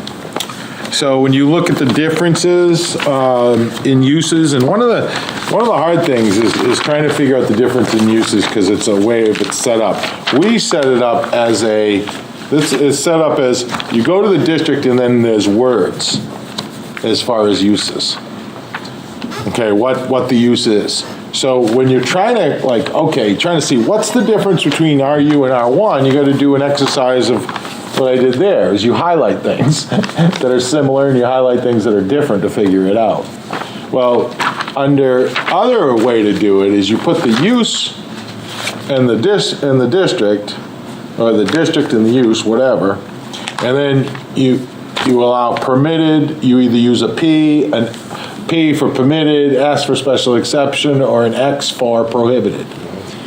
And you can compare easily. You can look at the RU and the R1 together and you can see, okay, what is the effective difference? And you can pick it out in a second. So that's what the new ordinance does. It This basically, is a lot harder to interpret. much harder. Much more laborious. Much more laborious, because you got to figure, okay, what's the word say? And they don't even put them you'll find that they don't put them in the same order. Like if they have church, one has churches on the second sentence, the next one, single family and churches. The next one will say single family, recreational facilities, parking garages, churches. Yeah, it's pretty It's nice. not- they're not- From someone coming in to use the regulations as a interested party, they have a church they want to do, and they can just immediately look what zone it's allowed by P. Yeah. Church use, okay, P, boom, there it is. These two zones allow it. You know what I Yeah. mean? So just to look at This the is way more complicated. Yeah, just to look at the RU and R1. I just want to do this, then we can, maybe get into the others later or on your own. But just kind of wanted, going back to 4.9, dimensional and density regulations. We talked about the uses. The uses are the same, except they allow manufactured housing subdivisions and recreational facilities by right. where recreational facilities are allowed to be a special exception in the RU. But under the dimensional regulations, it's 2 acres for no municipal water and sewer. Wherever there's no municipal water and sewer, it's the same as the RU. But where there is municipal water and sewer, it drops down to 40,000. That's from 87,000-ish, because 43,560. You're going to 45, 48% of the lot area. You're going from 2 acres down to 40,000 square feet, or a little less than an acre, if it has water and sewer in the R1. You're going from frontage and depth, you're going from 200 in the RU to 150. So you every 50 feet, you're dropping it by 50 feet. Same height, 35, 3 stories, same height in stories. Front setbacks, dramatic. Front, 25, where it's 50 in the RU. It's 15 on the sides, 30 in the RU. 15 in the R1, 25 in the rear in the R1, 50 in the RU. And just think about what that does. That means, like, when you're in your R1, what it means if people take advantage of it. It can be up, because there's no maximum setbacks, there's just minimum setbacks. Like, they don't have build-to lines. So you can go down the R1 and, it'd be 100 feet back, but it doesn't have to be. It only has to be 25 feet from the road. So you could, if you got wetlands or so forth to stay away from, you can pull that house up to 25 feet the front of that house off of the right-of-way. In the RU, it needs to be 50 feet. So just when you're driving along, like houses up close to the road and then houses far away, just different feel, different look, different environment. So, but does it matter? Does it matter if they're 25 or 50? What's the purpose? I guess it looks different, it has a different feel, but I guess that's what I would talk to the board about, is like, what is effectively the difference, You're just taking away 25 extra feet of land that could be utilized, and sometimes it is the detriment of our natural resources, because people meet setbacks and then they argue that they need a conditional use permit because their building's back, they have to be 25, if they could come up a little further, then they might be further out of the buffer. But then the Concom or the planning board can't say, okay, move the house to, instead of 50 feet, move the house to 25, because they'd need a variance for that. You follow me? It's like they have to follow that. So sometimes is kind of a detriment to, it'd be nice to have that flexibility to move around when it comes to natural resource buffers, shoreline protection, wetland overlay, floodplains, et cetera. And then building coverage goes from 10% in the RU to 15%, and then you get the open space, 85, 75 in RU, and it goes down a little bit, 80, 70, and I think that is interpreted 80, 70 is with water and sewer or without water and sewer.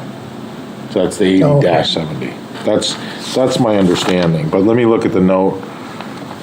Oh, yes, for lots using septic system, the open space requirement would be the greater percentage required in that district. So not water, just sewer. Sewer or septic, that's right, sewer or septic. So I don't want to, I'll get back. I think I've gone longer than I thought this would take. I guess I Underestimated all the questions. Yeah. We always have a lot on this. It's fascinating. I know. So I'm going to probably, I want to get to I'm not going to go through. I thought we'd kind of go through all of them. What do you want to do here? Because we just got through. I was going to go through all of them and show them all and where they are. Maybe just show us the photo and just really quickly. Okay. I think that photo thing is really cool. Yeah, or do a part 2. Yeah. The third one. Right. Yeah, to get It is getting late. I A know. lot of information. Yeah, I didn't want to be. For an interactive already. meeting, it's, yes, yeah. No, I like it. Everyone's engaged asking questions, so it's good. that's a really cool stuff you can do with this, though. I like it when you put it on the actual natural map and you overlay Right. the zone. That's Yeah. pretty neat. There's all sorts of cool stuff I can do with this. Very cool. So let's see. Symbology. Let's add values. I'm going to add all the, let's see, R2, It's good. 4, 5, R6. Last night was good. Shit, it's nice. Loved it. Yeah. Ah, I love what they did in there. So, I could have another half hour of the relaxing with the dessert and coffee. Oh, yeah. Yeah. Absolutely. Okay. Oh, the dessert, oh my gosh. Everything. Okay, this is a pretty cool map here. This is all Never had a pistachio. our residential zoning districts. Okay, so we can kind of ignore, we already went through this area here. Okay, so we can kind of ignore that, so I'll kind of zoom in and get, we know about the north part of town, So as we get into here, okay, the little yellow is R4, that's multifamily. Okay? And basically they're multifamily because this is where the 91 units came. That actually came after, but they pulled density off of this front part that wasn't allowed, but they went to the ZBA to get a variance from basically getting the density off of this where the residential use take it from the C2 and put that density back into a different zone. And they got the 91 units back there that, two building, Board. McKay Drive. Yeah. Yeah. And then this is Norris Brook. This is the Norris Brook, Brookside Road, Norris Brook area, condos there, multifamily. So that's the multifamily R4, and then R5 is another multifamily zone. That's just on one side. This is it is right along here on one side of Charter Street. Okay. This is where you approve that multifamily Yes. complex here. It's kind of, it's multifamily, yeah. Garden style, townhomes right in this area. Here's an existing multifamily. Yep. This is I think there's a parking area or something like that, because this is the Buxton Water here. And then here's the old mill that's multifamily, that got converted to multifamily. So that's and then a little satellite multifamily right here, the R5. That is where the Exeter Housing Authority, Senior 277 Water Street. Okay. That's right there. And then R5 across here, which is the Exeter Mills on the Swampscott. This is downtown. This is where we are right here. If you can see, these are all the mills, and these are the new the recent ones. Maybe they were built, I don't know. Where are you punching? Sorry. 7, 8 years ago. This is a library. Yeah? That's the old Nike place. Yeah, but what were you asking about? Oh, yes. So I'm just showing you the I'm just showing you the R5s, where the multifamily is allowed, and R4, those are two multifamily zoning districts, okay? And then the rest, But what's the difference between those two districts? R4 and 5? Density. Density? yeah, and there's, well, the R5 the R4 is 12,000 square feet lot area, but it depends on what you're proposing. If you're proposing a detached single family, it's 12,000 square feet per dwelling unit. If you're proposing a two-family, it's 7,500. If you're proposing 3 or more, it's 7,000. It is a little confusing because that's the only district that breaks it all down into different uses. It gives you different regulations for Okay. each one. Where the R5 just says, you get 12,000 square feet, the lot has to be, and your density is 3,630 square feet per unit. So you can get a little more density out of it, but it's a little more complicated than that. I'm not sure, it's all existing. Wow. I mean, it's, yeah. Something to think about when you go change it, because you made it, now it's built, it's not going anywhere.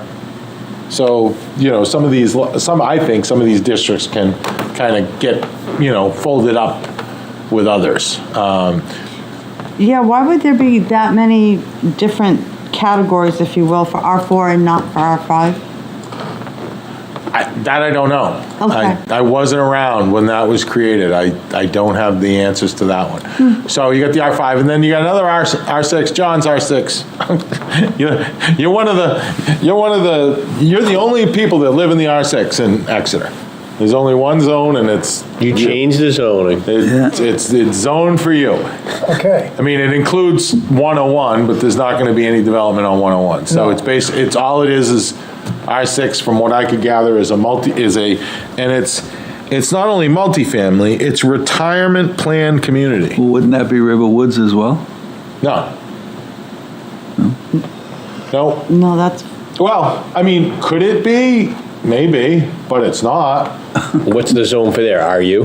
R1. R1. phew. So if they do anything out there, they need multiple boards. Right. Whereas Sterling Hill, I mean, not that you guys are gonna do anything, but you got a little more flexibility because it Right. recognizes your use. You're right. But then, do we need an R6? That's another question. Like, R6 is for, it only allows, 55 plus active adult communities. What if the condo, I'm not saying they would do this, but the condo association got together someday and said, well, we don't want to restrict it anymore. Right. Well, they can't because of zoning. But does the town, does it protect the public interest to have or not have? I mean, I'm not saying one way or the Yeah, other. I'm just a asking the question. question to the board. Some people Right. say, yeah, impact to the schools, so forth and so forth.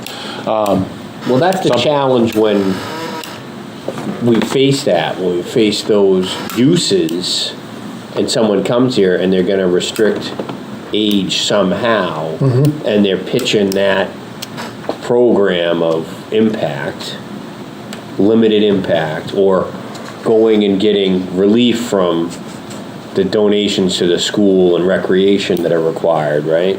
Yeah. And they're trying to argue against having to pay those.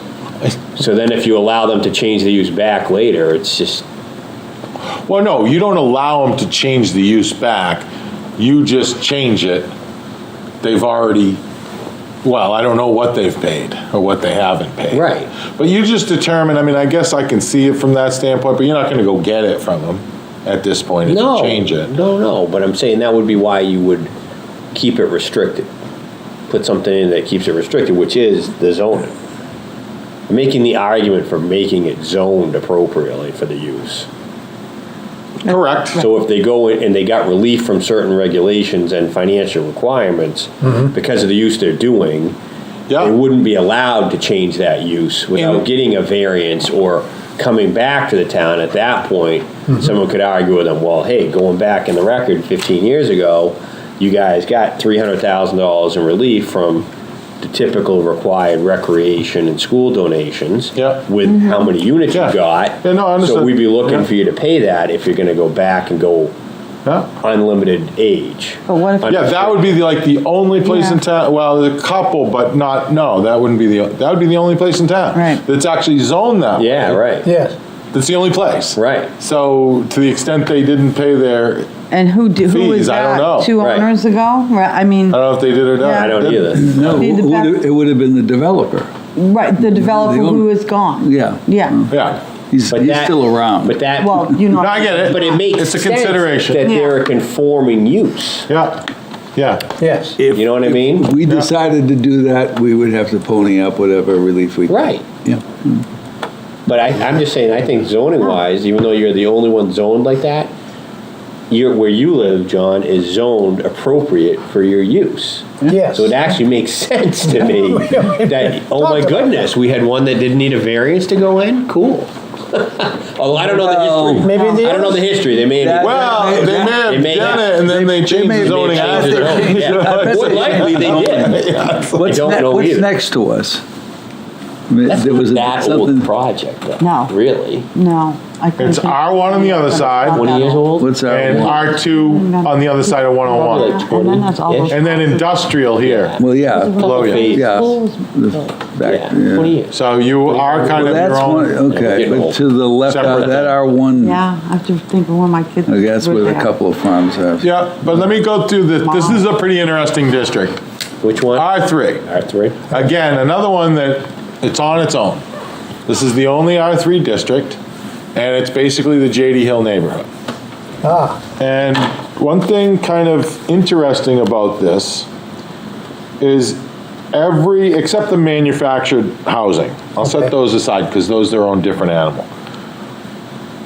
Everything's 3 stories or more. There's 4 stories in the R5. 3 stories in all the other residential districts. This district, 2 stories. Huh. Only 2 stories. Huh. You cannot go 3 stories in this zone. No, they're all the same. That's pretty limiting. Yep, and 25 feet in height instead of 35. Yeah, because the So only if thing someone wants to build a new house, Yeah. they're going in into this the zone, yard. Yeah, they got, they will have to, it cannot be 3 stories, and it cannot be higher than, it can only be no more than 2 stories and no more than 25 feet in height, I thought there was one. which is interesting. I think it's to keep the scale similar. I mean, that's Uniform. probably That's why. gonna change though, because if you go through that neighborhood, if you drive through there, you'll see that people are doing a lot of work on houses there. Yeah, one's being flipped right now. Yeah, there's a lot of houses that, Seriously you know, flipped. Yeah. Well, yeah, but they're either, I don't remember any variances going for height here. so nobody's trying to go. I don't think anyone, I think there just was people are just one keeping that them. was going into the yard, they added to the front of their house. I did see one. Yeah, I'm talking about for height. Yeah, but that- that's the only variance Yeah. to make their house Yeah, the bigger. setbacks are, you know, they're similar to everything else. They're 25, everyone else is 25, 15, 25. Pretty much all the other districts are 25, 15, 25. I'm just saying with height and stories, it's interesting that Yeah. that district, for some reason, is Yeah. a story less than 10 feet less than height. It's just, I'm just not, It was when it was all developed. I so, mean, when you talk about it and you're looking at zoning, that's a very limiting factor to someone's potential with their property. yeah. Yep. Because Yeah. as they say, they're not building more land, so, you know, a lot of people are gonna wanna be building up or adding on, and Yeah. up often Yeah. is less expensive than going out. Yeah, and it limits ADU ability, residential conversions, because, you know, you might have more flexibility if you could add a story, you know, go to Right. 3 stories, you could add an ADU. Yeah. Whereas 2 stories limits the square footage, it just Right. does. And these are small lots, and you add the setbacks on these lots. Right. You know, I mean, you know, some of these lots, you look at this lot right there, and, you know, you're talking, this lot is 100 feet deep. Same width. Looks like the same width. I don't know, that's 75. 100 by 75, okay? So it's So now, non-conforming. you take 30 out, so now you're 45 side to side for your building envelope, because you got a 15 foot on either side. So there's 30. Then you got 25 front and rear, 50, so then you got 50. You basically have a 40 by 50, about a Well, that's a 2,000 non-conforming square lot. foot footprint. Right? Isn't that a non-conforming lot and a Let me check. non-conforming structure that you picked out? I don't, I think it Well, let me exceeds the see. setbacks. oh, 7,500 in the R3 is 12,000. Yeah. Yeah, sorry. But that's my point, I get too. your point, though. That's Probably another, a lot no, of them. that's another point. A lot of them. No, that's another point. There is a lot of them. Yeah. So a lot of like this lot, this lot, this Yeah. lot, this lot, this lot. I mean, look at all these Across the way, non-conforming yeah. lots. Yep. I mean, look at them all.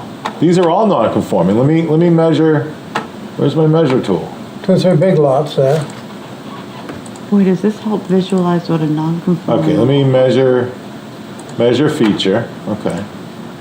So that, Which is kind of funny, though, that there be that 0.17 many acre. non-conforming. It shows you that the zoning 0.18 doesn't acre. match what was built there. Yeah, that one almost meets it, this one, but none of On the these. corner, yeah. Not, this one probably meets it. Yeah, that one meets That's like it. a double lot. Yeah, this one meets the zoning. All these do not. Yeah. So, The zoning doesn't meet what was built. exactly. They threw zoning at that, and this is probably already built, right? When zoning went in? Oh, yeah, I'm Yeah, sure. that and JDL got to be about the same, really. So they threw the zoning on top of that and it Yeah. didn't meet. Either it didn't meet or it evolved to something that doesn't meet. Yeah. What's Yeah, so- actually in the neighborhood. Yeah, and that behooves, I mean, what we'll explain to you when we go, I was conscious of this and just give a little bit more flexibility, trying to let people, okay, it's a single-family home. Right. You know, they can improve it, give them a little more flexibility without having to go get a variance. Right. you know, if they want to do anything, because they're already non-conforming. Like, they're, you know, some of these houses are already beyond the setback. So like, if they want to put a second floor, even on the same footprint, the setback is not only horizontal, it's vertical. Yeah. So if you have one story here and you want to put on a second story, and the first story is inside the setback, that's expansion of a non-conforming use inside that setback. So they need a variance to do that. So it's, you know, it's, sometimes it's, you know, well, I'll leave that up to the board, whether, you know, like, but those No, are the we've kind of. talked about that. I think things. that not making somebody go through the variance process to do that makes a lot of sense to me. I think that most people are very intimidated by that process, Yep. Oh, yeah. you know? Oh, absolutely. Yeah, a lot of people, Absolutely. yeah. So then there's the R3, They're and gonna then step up. last one, Yeah. the R2 is probably That's the human bulk. nature, for goodness sake. The Yeah. R2 is probably the bulk of the rest around here. Okay. The orange or salmon, whatever you want to call it, okay? And what you'll notice there from this picture, it's kind of cool. You know, see how it's all like, you know, you kind of almost can't even make sense of it? Yeah. It's because small lots, you know, lots of buildings. When you Yep. kind of zoom in, that's what you get. You know, you kind of, this is, you know, whether it was either pre-zoning or, you know, different type of zoning. All the parts of town, I guess, huh? Yeah, Yeah, that's off Larry. yeah, you got a lot of those kind of, these kind of deals, you know, a lot of homes. Yeah. I mean, you know, not Yeah, that dense, yeah. but, you know, Crawford Ave. definitely denser than other parts of town. Florida. And you got, you know, you got West Side Drive, Yeah. all this area, you know, Hobart Street, and then you got your, you know, connectors, Washington and Columbus and Railroad and Winter Yeah. and so forth, all these kind of older neighborhoods, across the street, you know, Oak, Wadley, Forest, kind of very similar type developments in the R2. Then obviously the different animal, you got PEA, which is, and they're in the R2, they're in a residential, single-family zoning district. So they don't kind of get their own benefit like a Sterling Hill or, you know, a couple of others, like a Exeter Hospital gets their own district. You know, your Norris Brook condominiums gets your, you know, multifamily. You know, your multifamilies get those. They don't have that. They're in the R2. Pretty much anything they do needs a special exception or a variance. Why is that? You know, why would they even do Because that? they're in the R2. No, So, why do no. you think they're in the R2? Huh? Why do you think they're in R2? You know, I don't know. I don't know. So from Dave Sharple's ideal Exeter zoning perspective, would you be shrinking the amount of zones that Yeah, to we like, have? I think 8 or 9, Yeah. and that would be private education. Yeah. PA would be private education. I mean, that school's been there. I don't think it's spot zoning. There's one thing when, you know, spot zoning, we could talk about that if it's raised. I'm not gonna get into it tonight, but Yeah. spot is like, you know, you gotta treat similar property similar. Right. You know, Yeah. like, so if you're going along Epping Road and, you know, you got a lot, you know, C1, and then C2, and then C1 back to C, like, that's spot zoning. It's a spot, you Yeah. know? PA owns a massive amount of Oh, property, yeah. right? They Yeah. basically surround the downtown with multiple campuses. Sure. You know, kind of, they got the Court Street over by Gilman and the Fields, and they Right. come Yeah. back up to the High Street there, and they still own 470 acre piece that's undeveloped, you know, with the trail network and so forth. And they have the campus, the kind of the center campus between Court and Front, and then they have the campus on the other side. They have the dorms, and they, you know, down by the admin buildings, and down by DTC Lawyers, they own that parking lot down there. They own that daycare facility behind it, the childcare. So Yeah. they're a pretty dominant presence Yeah. in and around here, similar to the hospital. Sure. You know, and the hospital. So I think it would be appropriate to go that route. We can talk about that. That's one of the changes Yeah, I mean, at least for their core campus, you know, because to me, they still acquire property, so I don't think you can keep They're gonna keep doing that, yeah. changing zoning because they acquired an abutting piece or something, but certainly their core area is. Yeah, basically, it's this is the Lincoln Street School, Yeah, and then the Main Street School, and then it's basically PEA all here. This is all PEA. and then you cross the street, this is all PEA, and then you cross the street, this is PEA. So that would probably be the district right here Right, in this area. sure. So, It what's seems like left? they go through a lot of hoops that, But it's interesting, what's left, I just want to do this real quick. What's left is, you got your residential districts, and then we're going to get into residential observations. I'll leave that for another day. You got your commercial districts, okay, and you got 8 of those. Commercial, corporate technology, and or industrial, okay, and healthcare. Those are, what, 9? Those are 9 districts. But of those 9, 4 of them allow residential.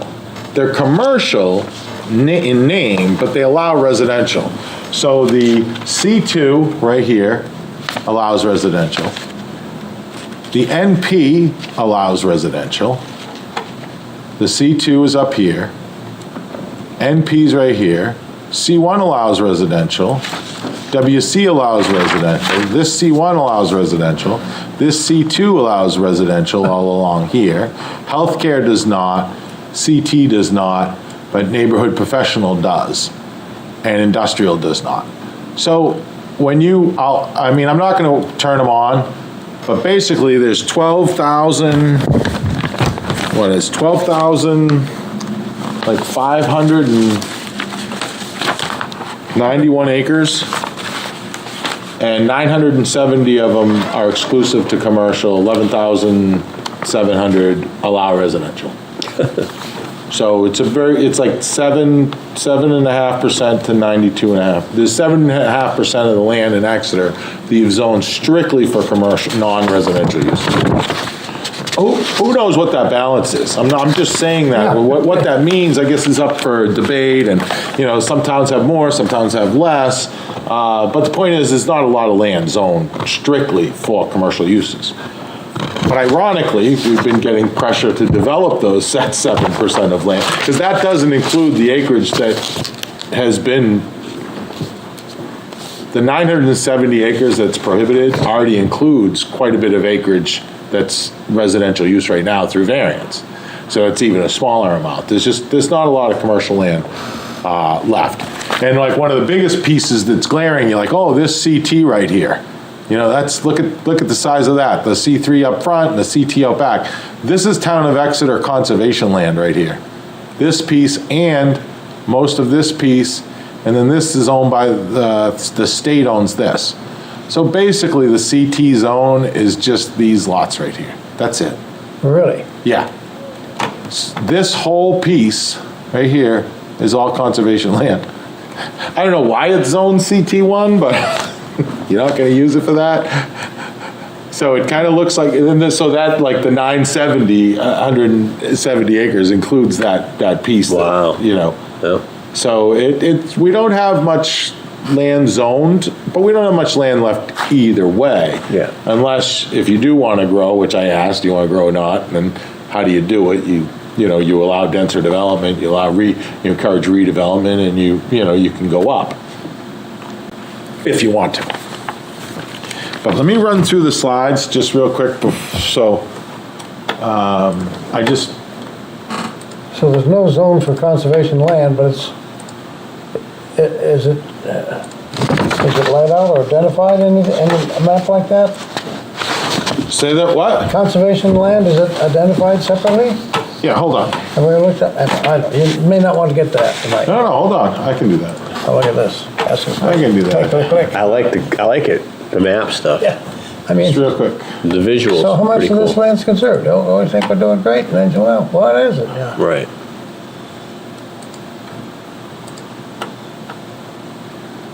There it is. There it is. Whoa.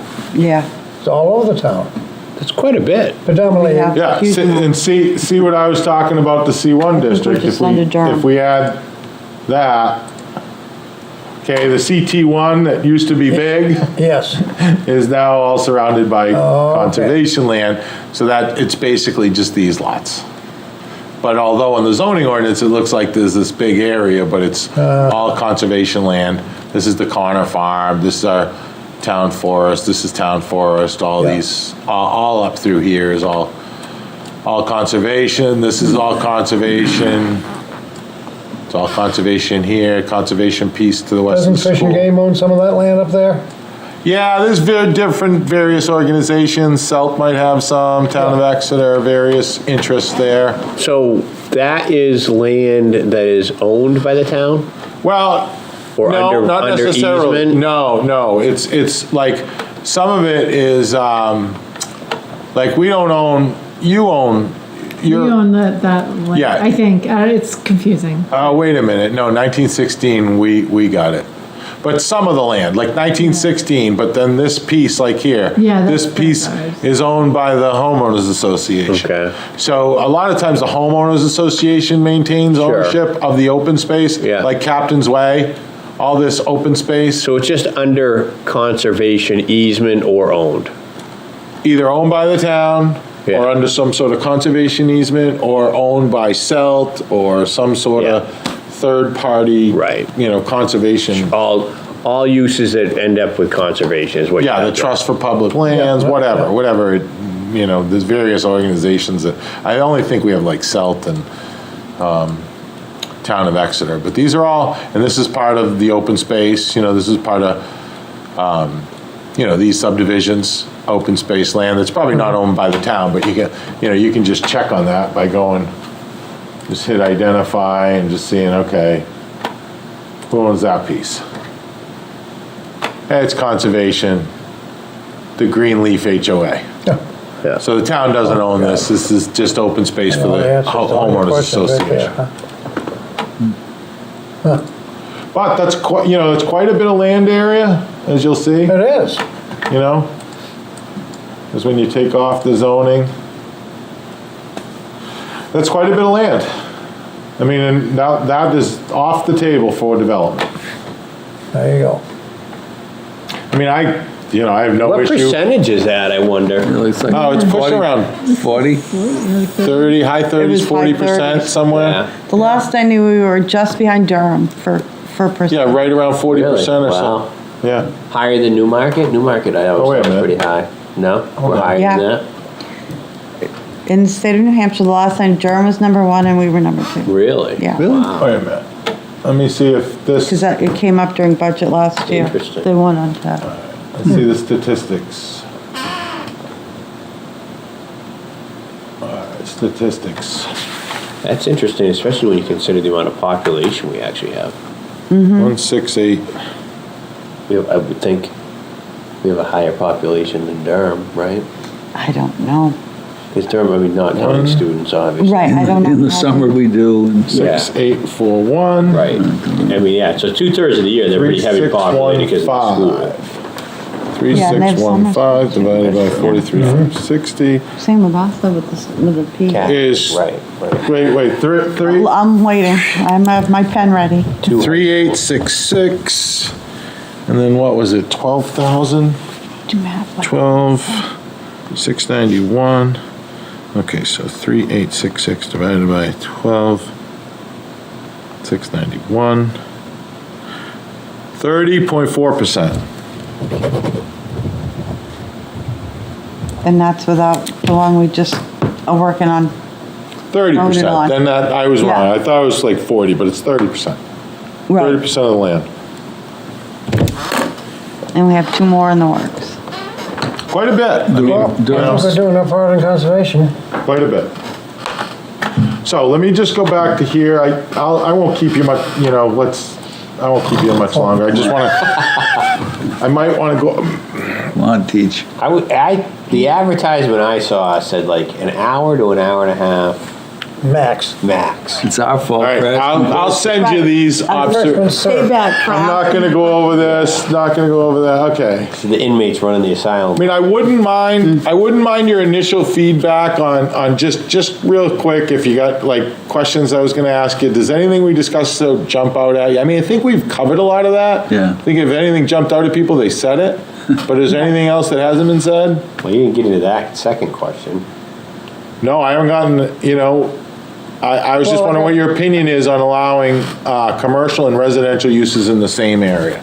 Does it matter the uses are separated or in the same building?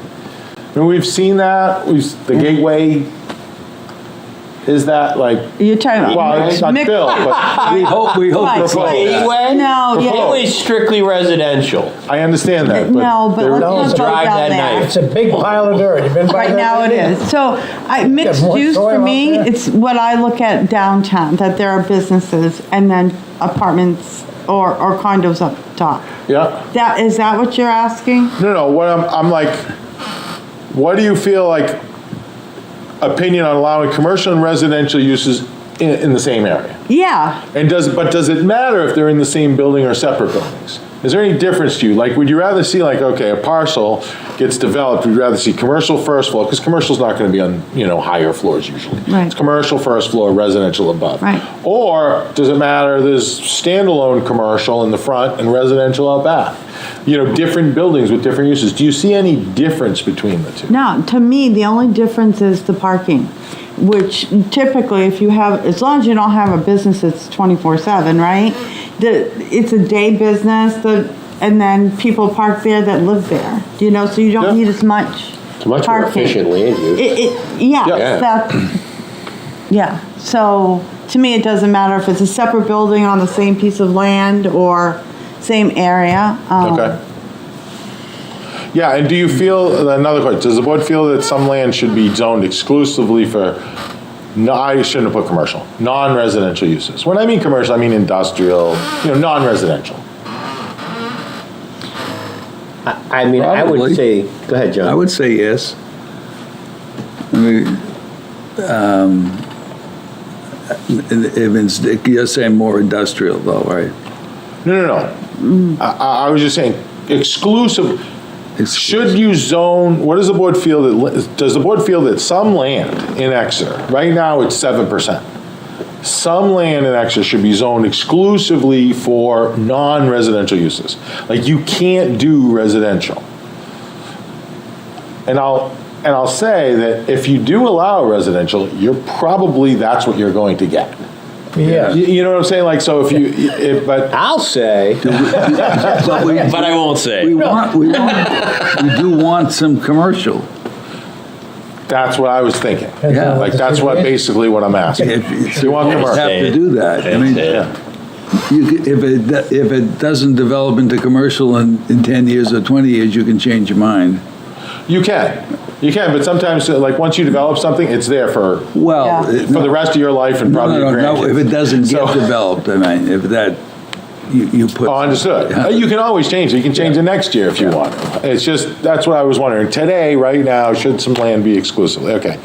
And then, Do we have any, We've We've any, had land that was exclusive, that is residential now. Yes. correct. So Some of my it. thing that way, so my challenge with that topic is not at all personal. Like, I don't personally have a strong feeling either way, but the way our zoning is written, and I think it was brought to the public, is that I think there was a proposal to rezone part of Epping Road at one point that was brought to the townspeople to allow residential use, and it was voted down.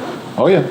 So 2016. that's not my opinion, that's the voters' opinions, right? Which ultimately, anything we do goes to the voters anyway, anything this board does. Exactly, yes. This board, Yeah. not other boards, but this board. Yeah. We go in front of voters, anything we even try to propose. So, to me personally, I think that mixed use makes a lot of sense. I think it's really good. So land everywhere. use. I think it's really good land use, but I think mixed use makes a lot of sense, not Yep. just residential. But, so you think, to answer the second question, do you feel that some land should be zoned exclusively for non-residential? My comment is, Yes or no? if there's, I don't think it needs, personally, I No.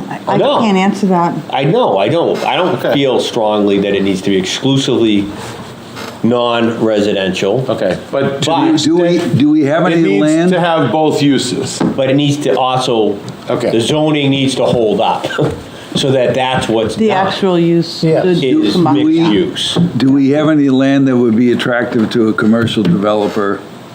That's my point, is it? Is there something out there, some parcel of land you think should be that way? Well, I think could some parcels that are left potentially- out on Continental are gonna be that way because, well, you never know, someone would probably build residential if you allowed it. But it's in a, you know, Pretty industrial parking. yeah, it's a pretty industrial. Okay, so I can't You remember, got what's caught. Portsmouth Ave? What? Zoning? What's Portsmouth Ave zoning, like C2. where the old Globe thing? C2 allows multi-use. Okay. Yeah. Because, I mean, I have visions of that whole area being more of a mixed use. Yeah, that's a perfect, Because I think it would be a Correct. It can great be. opportunity. You can, but the density I know. is. I can look this up myself now. Hold on. C2. C2 dwelling unit 20. One Where's it family. 20? What's Oh, that? in 20? R2, not, Residential density is 5,000 square foot a lot area per unit, so it's pretty limiting, it's pretty high. So you usually can't get the number of units to make it worth it at 5,000 square well, I was feet. thinking, you know. I mean, something like that, envisioned like, for whole example- plaza having an extra. For example, waterfront commercial Yeah, is 750, okay. But, 750 square feet per unit. C2, where's C2 on the area? 5,000? 5,000 in C2, so it's about 7 times less Yeah. density. You know, you 7 times greater density downtown than you do there. That's, and you don't get a heck of a lot of density downtown either. So, No. I mean, but under the MUN, the density goes away. But we'll talk about density and stuff when Okay. we get there. But I just, So where is C- one last question, and then I'll call it. Does the board see a difference between residential uses? Like, for example, what are your thoughts on a multifamily structure in an area dominated by single-family homes?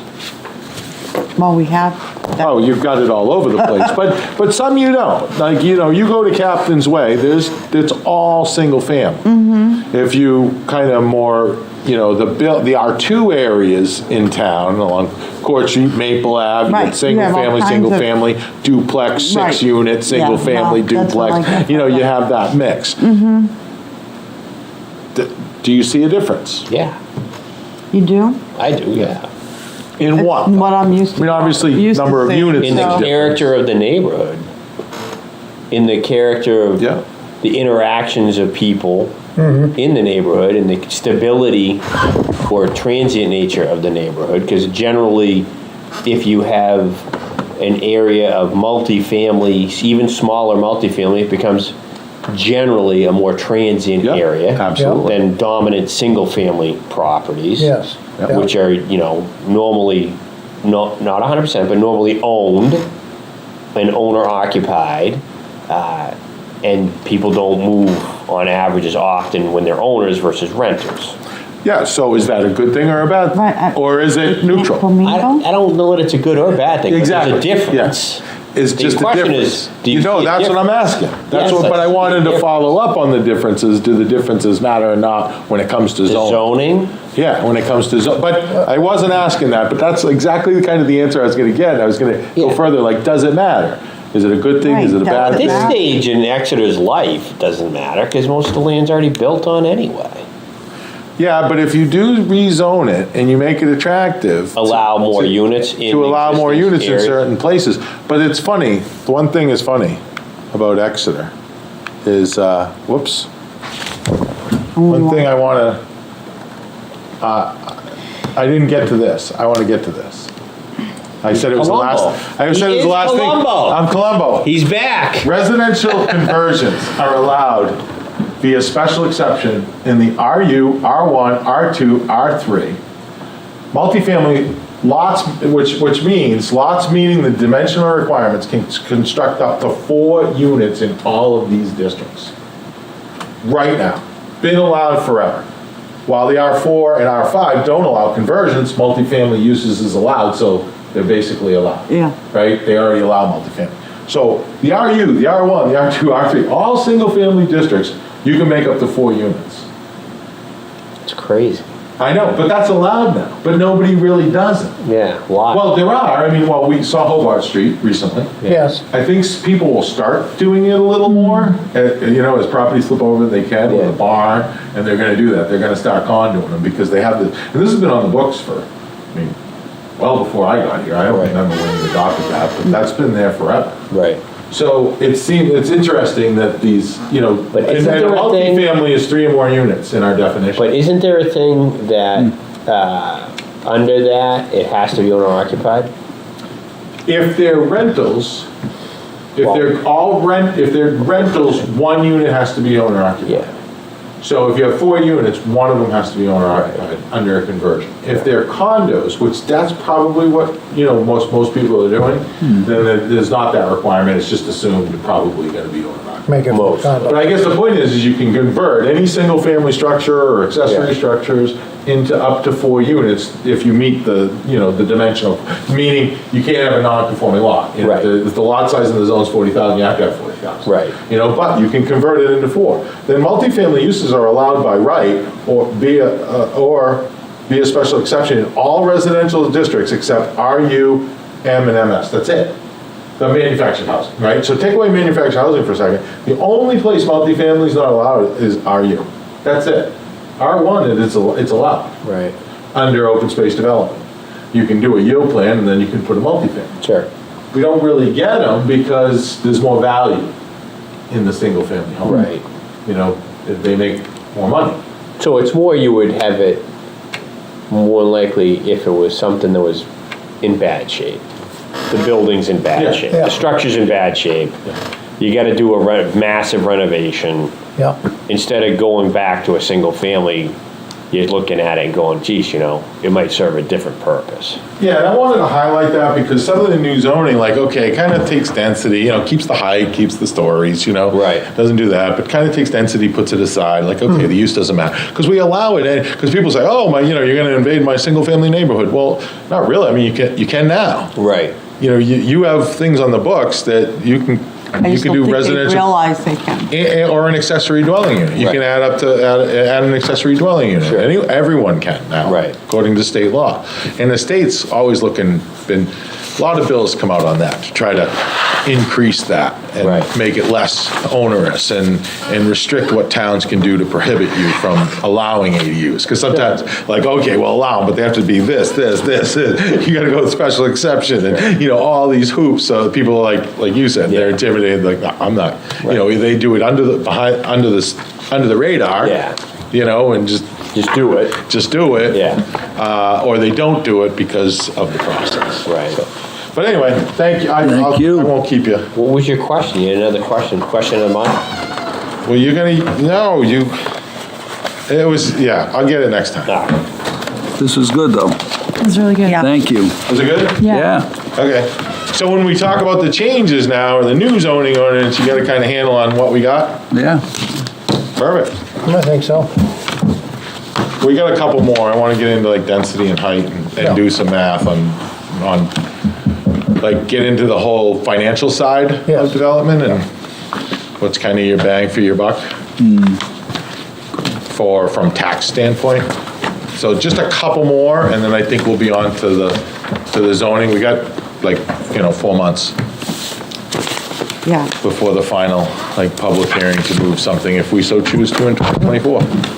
Thanks. Kind of what we did with Thank you, Dave. with that housing project that we did and then COVID hit, right?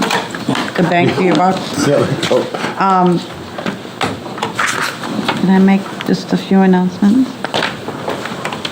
Yes? Is that okay? While he's cleaning up? Sure. So I just wanted to remind everyone, if I can find the darn thing, that, I wrote it down. Oh, all boards meeting, Wednesday the 11th at the library at 6:30. And Right to Know training is Wednesday, the October 18th at 6:30 at the library.